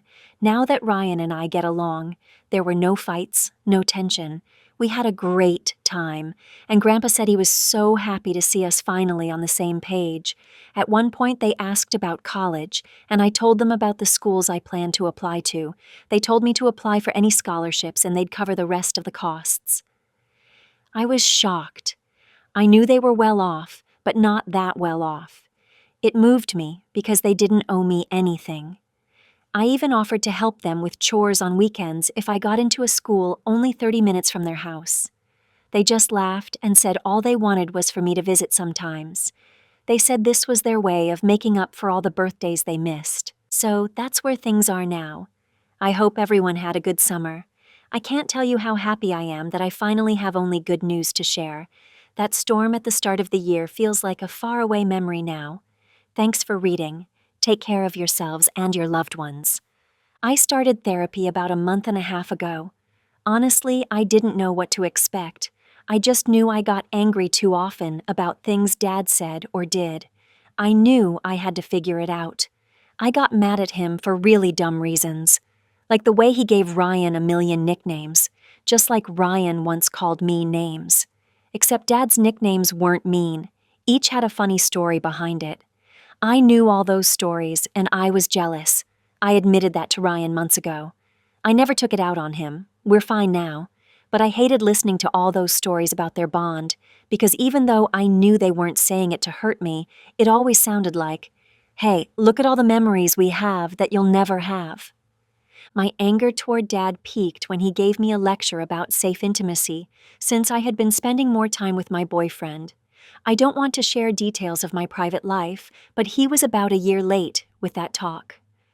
Mom and I had already talked about it when I had my first serious boyfriend. I'm careful. I have a plan. College, education, independence. I don't want kids until at least 30.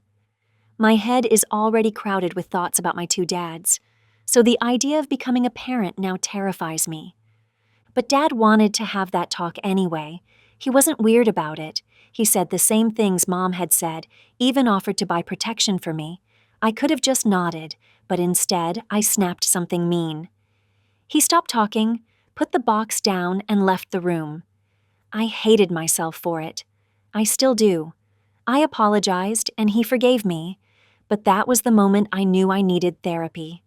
The therapist helped me realize why it hit me so hard. I know Dad's story. I believe him completely when he says he didn't know about me.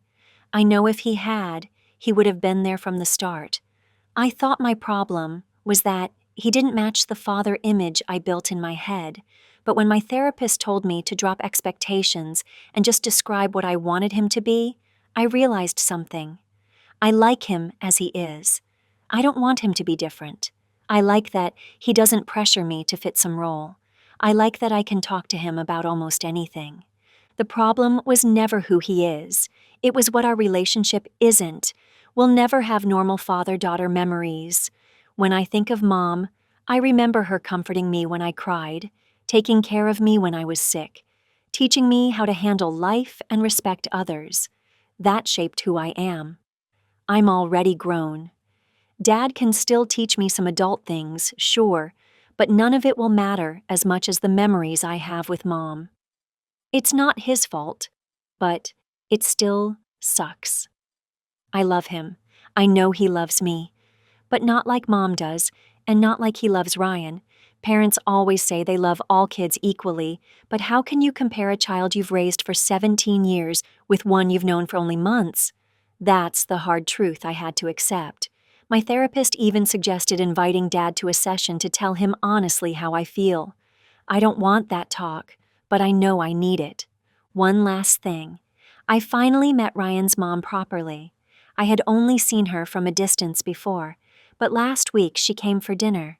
Ryan had been coming to my city a lot and skipped studying, failing his first physics test.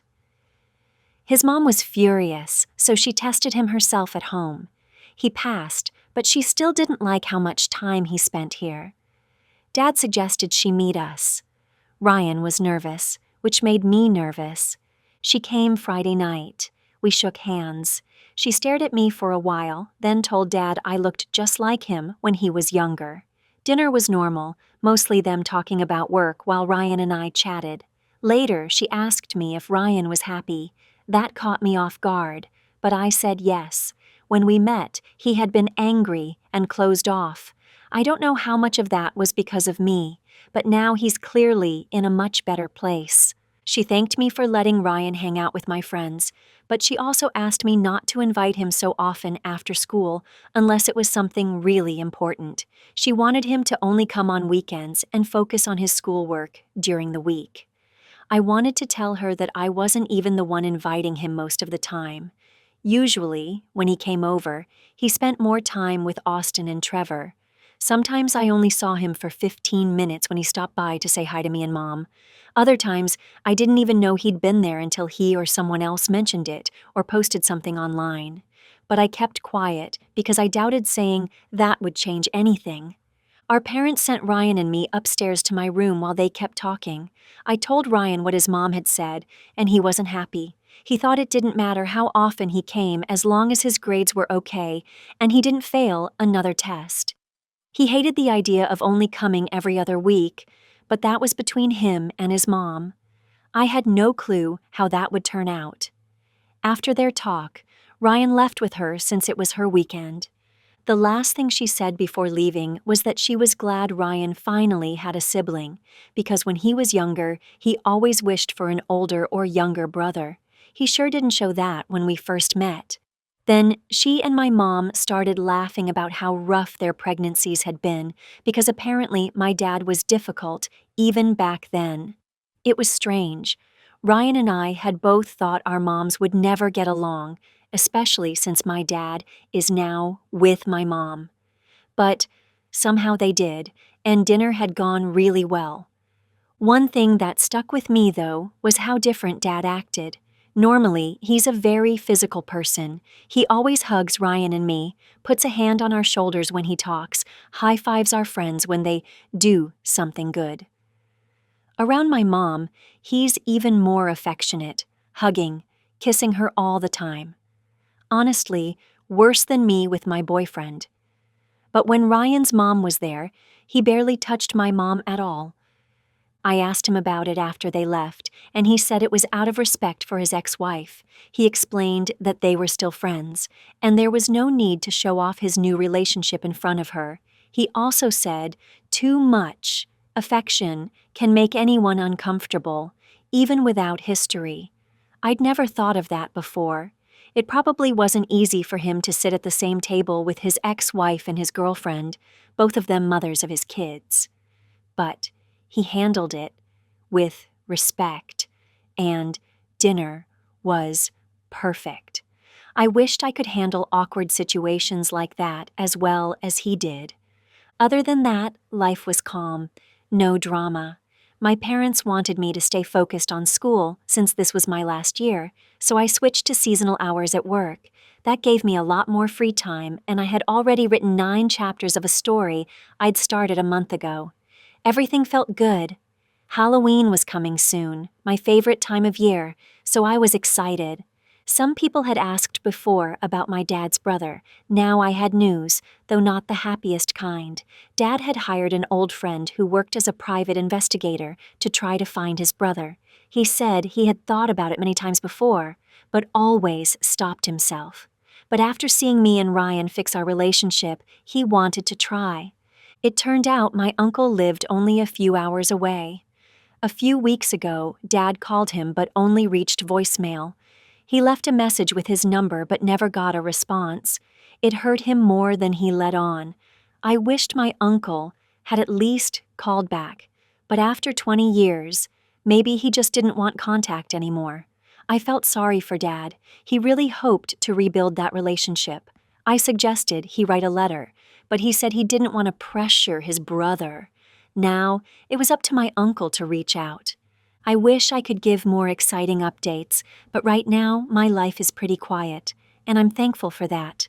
Thank you to everyone still reading my posts. Take care of yourselves.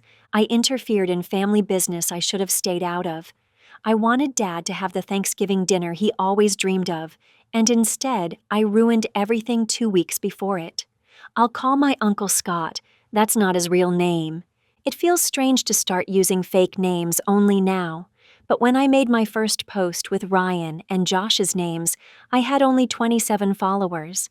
I thought maybe 5 people would even see it. I never imagined thousands of people would follow this story. Sorry if this post isn't as polished as usual. I skimmed it once and just decided to share because I don't want to overthink what happened. Back in summer, Dad tried to reconnect with Scott after more than 20 years. Watching Ryan and me work through our issues made him miss his brother. He had a colleague look him up, and we found out Scott lived only 2 hours from my city. An hour from where Dad and Ryan live. Dad tried calling, but Scott didn't answer. He left a voicemail, still no reply. Dad tried to hide his disappointment, but we could tell it was hard for him. When Ryan and I asked why they fell out, he didn't want to talk. Later, he admitted the fight started after our great-grandfather died. Dad inherited a big sum of money and a family heirloom. Scott got some money too, but less. The heirloom was special and passed to Dad as the oldest grandson.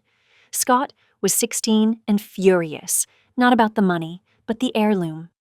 Dad was 19 and just told him to deal with it. Looking back, it was basically a childish fight over inheritance. But Scott never got over it. 2 years later, when Scott turned 18, he cut ties with the whole family. Dad said he wanted to make things right by his mid-20s but felt too ashamed. Then Ryan's mom got pregnant, and Dad focused on his new family. The years just went by.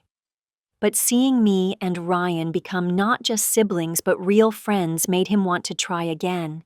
He even wrote a letter inviting Scott to Thanksgiving. But there was no response. I should have left it there, but I couldn't stand the thought of them wasting their lives apart. I thought if they just sat down like Ryan and I had, they could fix things. It was naive. I broke into Dad's office and found the folder with Scott's info. He worked at a dental clinic. I called pretending to be a patient and found out he didn't work Fridays through Sundays. Perfect, since we had Veterans Day off from school. Originally, Josh was going with me, but his dad asked him to stay home and help, so I planned to go alone. I asked Ryan to cover for me if Dad or Mom asked where I was. He told me the plan was crazy and not to do it. I said I would anyway. He decided to come with me because he didn't want me facing a stranger alone. I was relieved, honestly. We drove to Scott's town and knocked on his door. He looked just like Dad and Grandpa. Genes run strong in Dad's family. When he confirmed who he was, we said we were his nieces. He slammed the door. We kept knocking. Ryan provoked him until Scott reopened it, yelling that he'd call the cops. I told him fine, call them, but at least hear us out before they arrive. He let us in, probably just to shut us up. His house had pictures of him, a woman, and a young girl. He asked what we wanted. We asked if he got Dad's calls and letter. He said yes, but he deleted the voicemail and threw the letter away. He said that chapter of his life was closed. Ryan argued that if he was really over it, why not just talk to Dad? Scott said he didn't want to reopen old wounds. He admitted Dad hadn't lied about the inheritance fight, though he added that Dad hadn't been a good brother afterward. Dad had told us the same about him. I asked if there was more, but he said no. He just couldn't move past it. Ryan said Dad still missed him. Scott answered that Dad missed someone who no longer existed. I asked if it was really worth holding a grudge for 22 years. I'd understand if Dad had done something truly unforgivable. But this? It seemed so small. He didn't answer. He just insisted it was over. Ryan kept pushing. He brought up how we had hated each other earlier this year, but worked it out, because that's what family does. That's when Scott slipped. He said we couldn't understand because we didn't grow up together. We caught it right away. How could he know that? He hadn't spoken to the family in over 20 years. He tried to cover by saying it was obvious since we're half-siblings, but that wasn't obvious at all. We look enough alike that most people know we're related. We pressed him, and he lost it. He screamed at us to get out and never come back. It was scary, not because I thought he'd hit us, but because he went from calm to furious in seconds. We ran back to the car. Dad had called me 6 times. Ryan had even more missed calls and a message from Dad, in all caps, saying he knew where we were and to come home immediately. Ryan had left location sharing on, in case Scott was dangerous. When we got home, Dad was furious. He yelled, asking what we were thinking. It was the first time he'd ever yelled at me.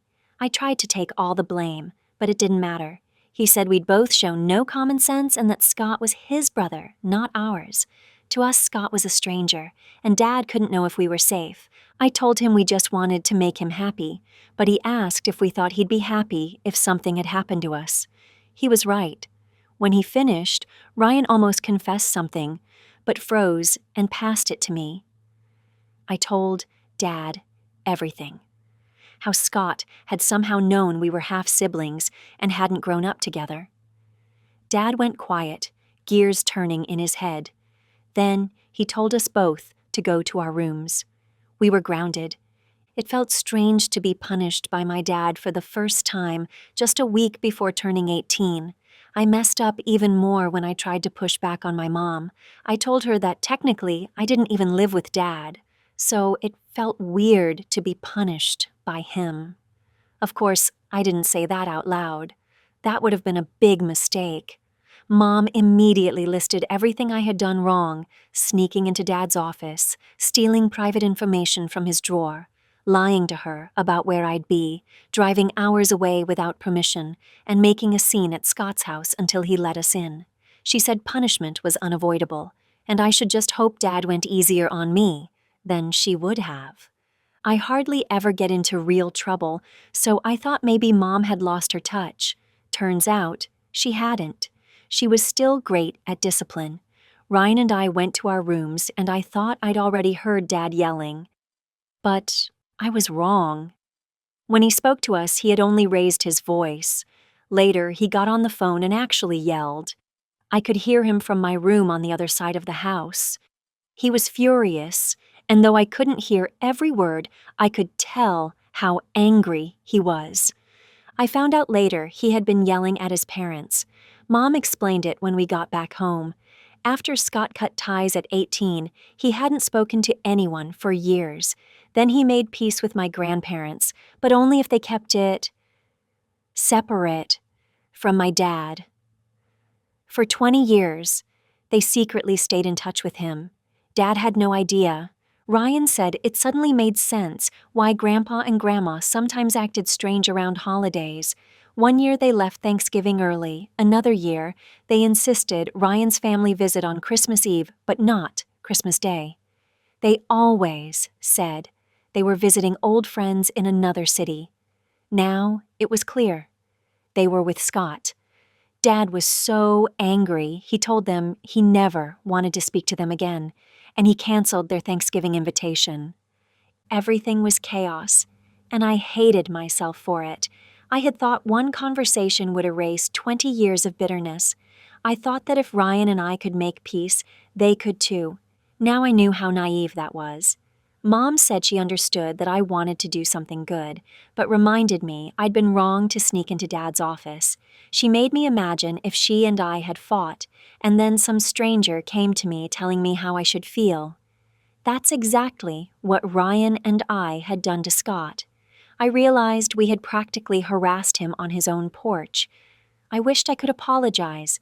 I'd been stuck on the picture in my head of how things should be, instead of using common sense. That night, Ryan left for his mom's house.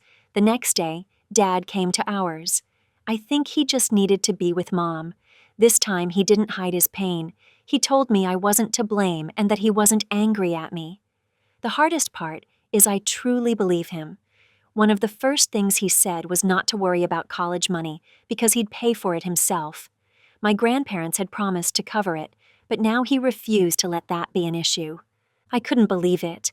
I had destroyed his relationship with his parents, and his answer was to take care of me even more. I didn't care about the money. I cared about him. And now Thanksgiving was ruined because I couldn't keep out of things that weren't mine to fix. I know some people thought I was mature earlier in the year when I worked things out with Ryan, but I wasn't this time. I wanted to help, but that didn't make my actions right. I promised my parents I wouldn't reach out to Scott again and wouldn't try to contact my grandparents either. I'd done enough damage. All I could do was keep apologizing to Dad and hope the month passed quickly. I didn't even want Thanksgiving or my birthday anymore. But then my birthday came. Yesterday, I officially turned 18. I could vote, join the military, get a tattoo, rent an apartment, all the things I couldn't 2 days ago. Even with that new freedom, I didn't feel different.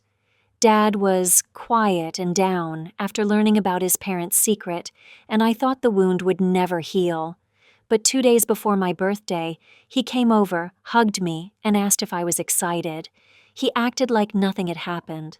Somehow, in just a few days, he went back to his usual self. He had been looking forward to my birthday more than I had, even before the chaos of the weekend.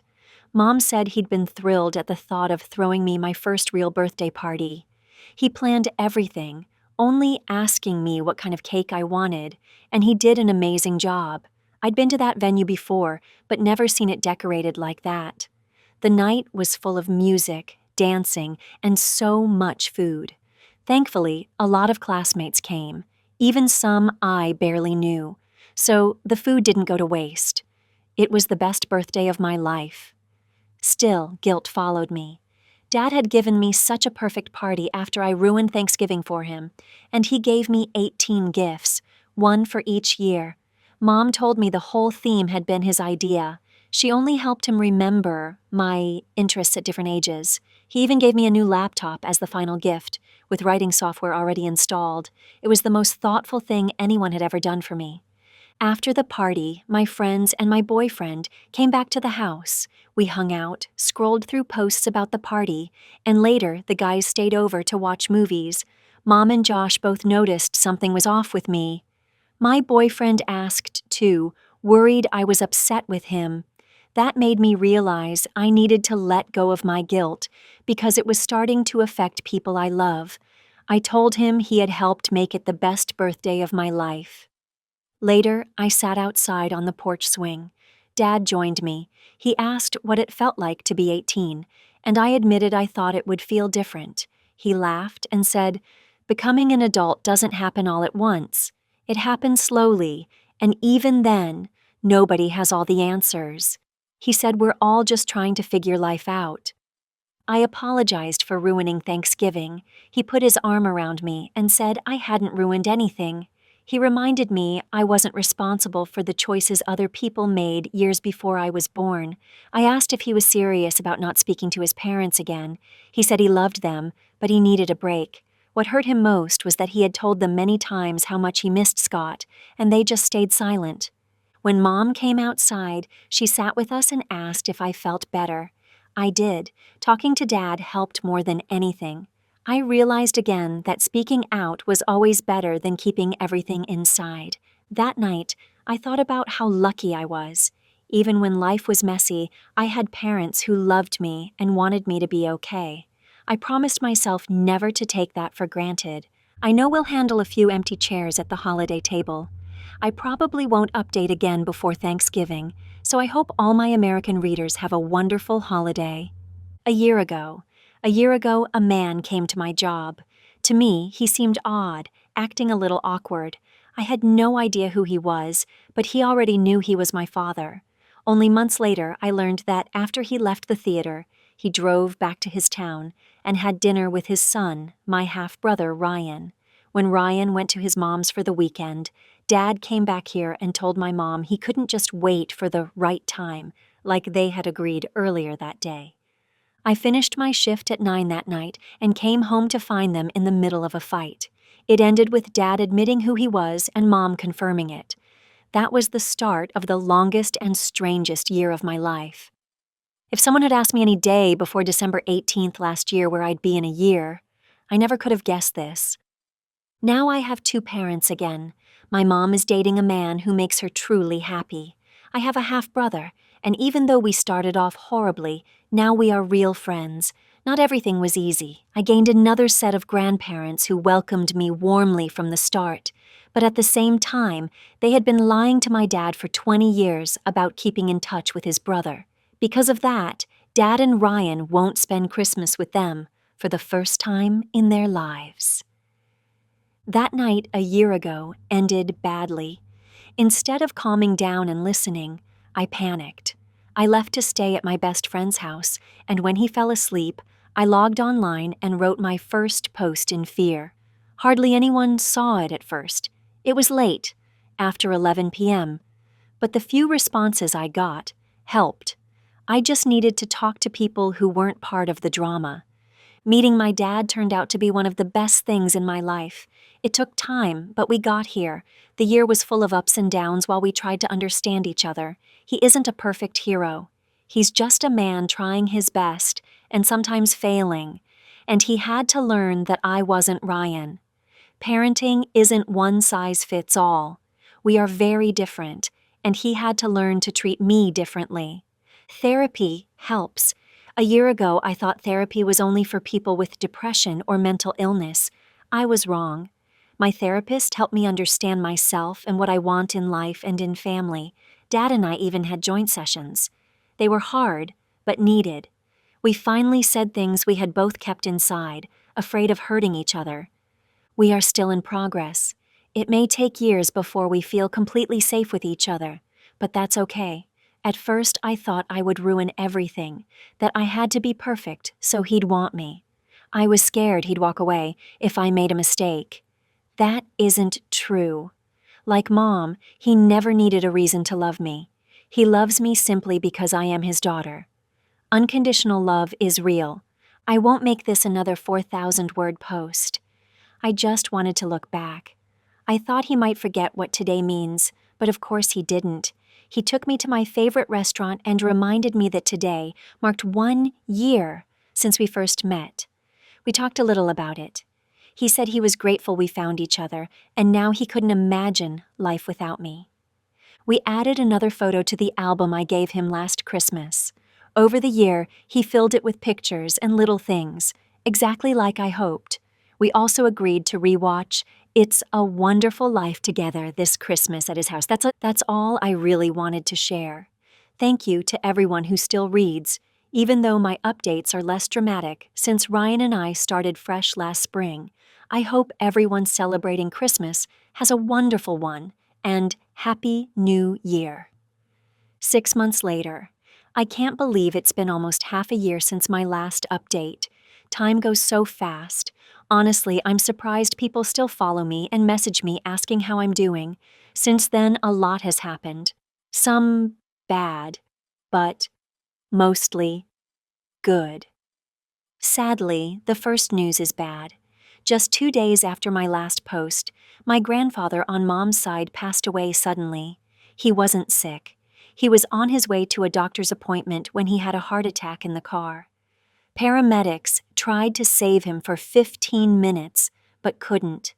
I was with friends when Mom called and told me to come home. She was holding back tears. I panicked, thinking something had happened to my dad. Josh drove me home, and Mom sat me down and told me. I couldn't believe it. Grandpa had always been healthy. When Josh's grandfather died, everyone knew it was coming. He had been sick for a long time, but my grandpa's death was sudden. No warning, no goodbye. He had been like a second father after my stepdad died, always steady in my life. I wanted to post here right away, but didn't. I was too broken, and I knew even one cruel message would crush me, so I grieved with family instead. At Christmas, we all gathered at Grandma's. It was hard, but she reminded us Grandpa wouldn't want us sitting in sadness. Dad wanted to come with us, but Ryan had to spend the holiday with his mom. so Dad stayed. We didn't celebrate together until later. January was a blur.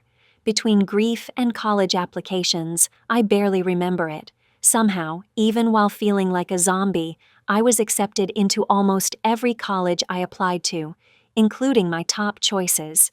For years I dreamed of moving away, maybe to a city by the ocean. But when it came time to decide, I kept coming back to the local college where Dad lives. At first it was just a backup. In the end I realized I wasn't ready to leave, yet.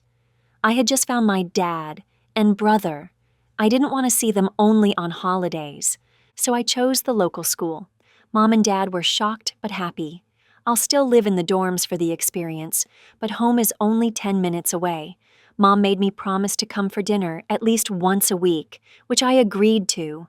Ryan is going to the same college but living at Dad's, so it looks like the three of us will have more time together than expected. The downside was my now ex-boyfriend. He wasn't happy with my choice because it put us farther apart. He said I chose family over him and ended it. We still went to prom, but he officially broke up 3 days after graduation. Then he started calling again, jealous when he saw me even talking to other people. It's been confusing, but I'm moving on. Now, for what most of you are curious about, my uncle and grandparents. To my surprise, there's news. On Dad's birthday in February, Scott called him, just to say happy birthday. We didn't expect it, but Dad was thrilled. I think Grandma and Grandpa helped, but maybe I'm just cynical. Either way, Dad and Scott met and went golfing. Later, Dad told us Scott wasn't angry with us for showing up at his house months ago. He just said we were as stubborn as he and Dad used to be. That was a relief. They've seen each other a couple more times since then, always just the two of them. Dad invited Scott's family for Easter, but they had other plans. He did invite Grandma and Grandpa, though, and they came. Dad was polite, but distant. It was their first real meeting since everything came out, and I could tell it wasn't easy for him, but it was a start. The weekend after Easter, Dad invited Scott and his wife to my 18th birthday party, and they came. Both my uncle and aunt turned out to be very kind people. They even brought gifts not just for Ryan, but also for me, since they had missed my 18th birthday back in November. They told us we could call them Uncle Scott and Aunt Tracy. Their daughter didn't come, but they promised I would meet her later. When I had a chance to be alone with my uncle, I used the moment to apologize. But honestly, it seemed like he didn't care anymore. He just laughed and said he hoped that one day his daughter would love him the way Ryan and I love our dad. In so many ways, his mannerisms reminded me of Dad and Grandpa. I never would have guessed they had been apart for so many years. They share the same gestures, and even their laughs are identical. Hearing that in real life was surreal. I think that's really it. We are not perfect. We still argue sometimes, but we're close enough and comfortable enough to work through disagreements, even if it means taking a short break to cool off. I know I can make a mistake without worrying that Dad will cut me off. Ryan and I can talk freely, without trying to sugarcoat everything, just to avoid fights. And even though he annoys me sometimes, I know I annoy him too. He's always the first to text me when he's upset with Dad, so he never stays mad at me for long. I don't think I'll have a reason to keep posting regular updates. Maybe I'll meet my cousin soon, but she's still little, so I doubt it'll be something major. Dad is planning a 4th of July barbecue, and maybe Scott and his family will come again. For now, life is calm. I just want to enjoy my last summer with friends before some of them leave for college. It's been 2 years since I first wrote here. Honestly, I'm still surprised people reach out to me. About once a month, someone asks how I'm doing. This year went by so fast. I was crazy busy, but nothing major really happened. Family life has been steady and good. Any updates would just sound like everyday life. Still, if anyone is curious, here's how things look now. I started college. I don't have a declared major yet because I'm still figuring out what I want to do, so I'm just taking general courses. College turned out to be even more fun and freeing than I imagined. All the responsibility is on me now, which is both exciting and scary. I skipped a few classes here and there, but overall, I take it seriously. My grandparents are paying for my tuition, and I refuse to waste their generosity by failing. Thankfully, my first semester grades were great. Josh and I got approved to share a dorm room, so we have our own space. He loves the freedom even more than I do. He already knows half the people in the building, and it feels like everyone on our floor has been in our room at least once. Josh and I even joined my dad's fraternity. Funny enough, Ryan didn't join, even though he was more interested at first. I never thought I'd be in Greek life, but I was wrong. The process wasn't what TV makes it look like. There were some silly tasks, sure, but mostly it was about teamwork and bonding. And yes, the stereotype about them throwing great parties is true. I don't plan to live in the frat house next year, but it's nice to know I always have a place to go on weekends. Ryan and I are still good, but now that I see him almost every day, I notice things about him I didn't before. He can be protective, sometimes almost too much. He wants people to know that I'm his sister and that I'm closer to him than anyone else. Sometimes his comments are awkward, and he still hides certain things from me, which frustrates me. But honestly, we're both still learning how to be siblings. We grew up as only children, and we're figuring it out as we go. I'm more independent. Ryan is much more attached to family and friends. That's not bad, but I think he still needs to find a balance.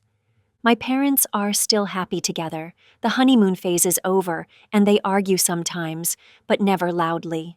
They're supportive of each other and of me. Dad keeps trying to convince Mom to move in with him, but so far, she holds her ground, and I'm grateful. This is still my childhood home, and I'd like it to stay that way for now. This Christmas will be different. We'll spend a few days with Mom's side first, then pick up Ryan and head to Dad's parents for Christmas Day. It'll be the first time celebrating all together. Uncle Scott, Aunt Tracy, and their daughter will be there too. Everyone is finally getting along. I'm writing this just before December 18th, which marks 2 years since I met Dad. It's funny that we celebrate that date, because that night was awful. But Dad likes to think of it as our anniversary, so we'll go out to dinner and maybe see the new Godzilla. That's all I have for now. Thanks to everyone who's been reading since the beginning, even when things became less dramatic. I hope your holidays are wonderful. And with that, I think this whole story has finally reached its end. It feels strange to finally close this chapter, but I know life will keep moving forward. I really want to hear what you think. Would you forgive the way my family handled everything, or would you walk away? Tell me in the comments, I'll be reading them. And if you've followed me this far, please hit subscribe so you don't miss what comes next.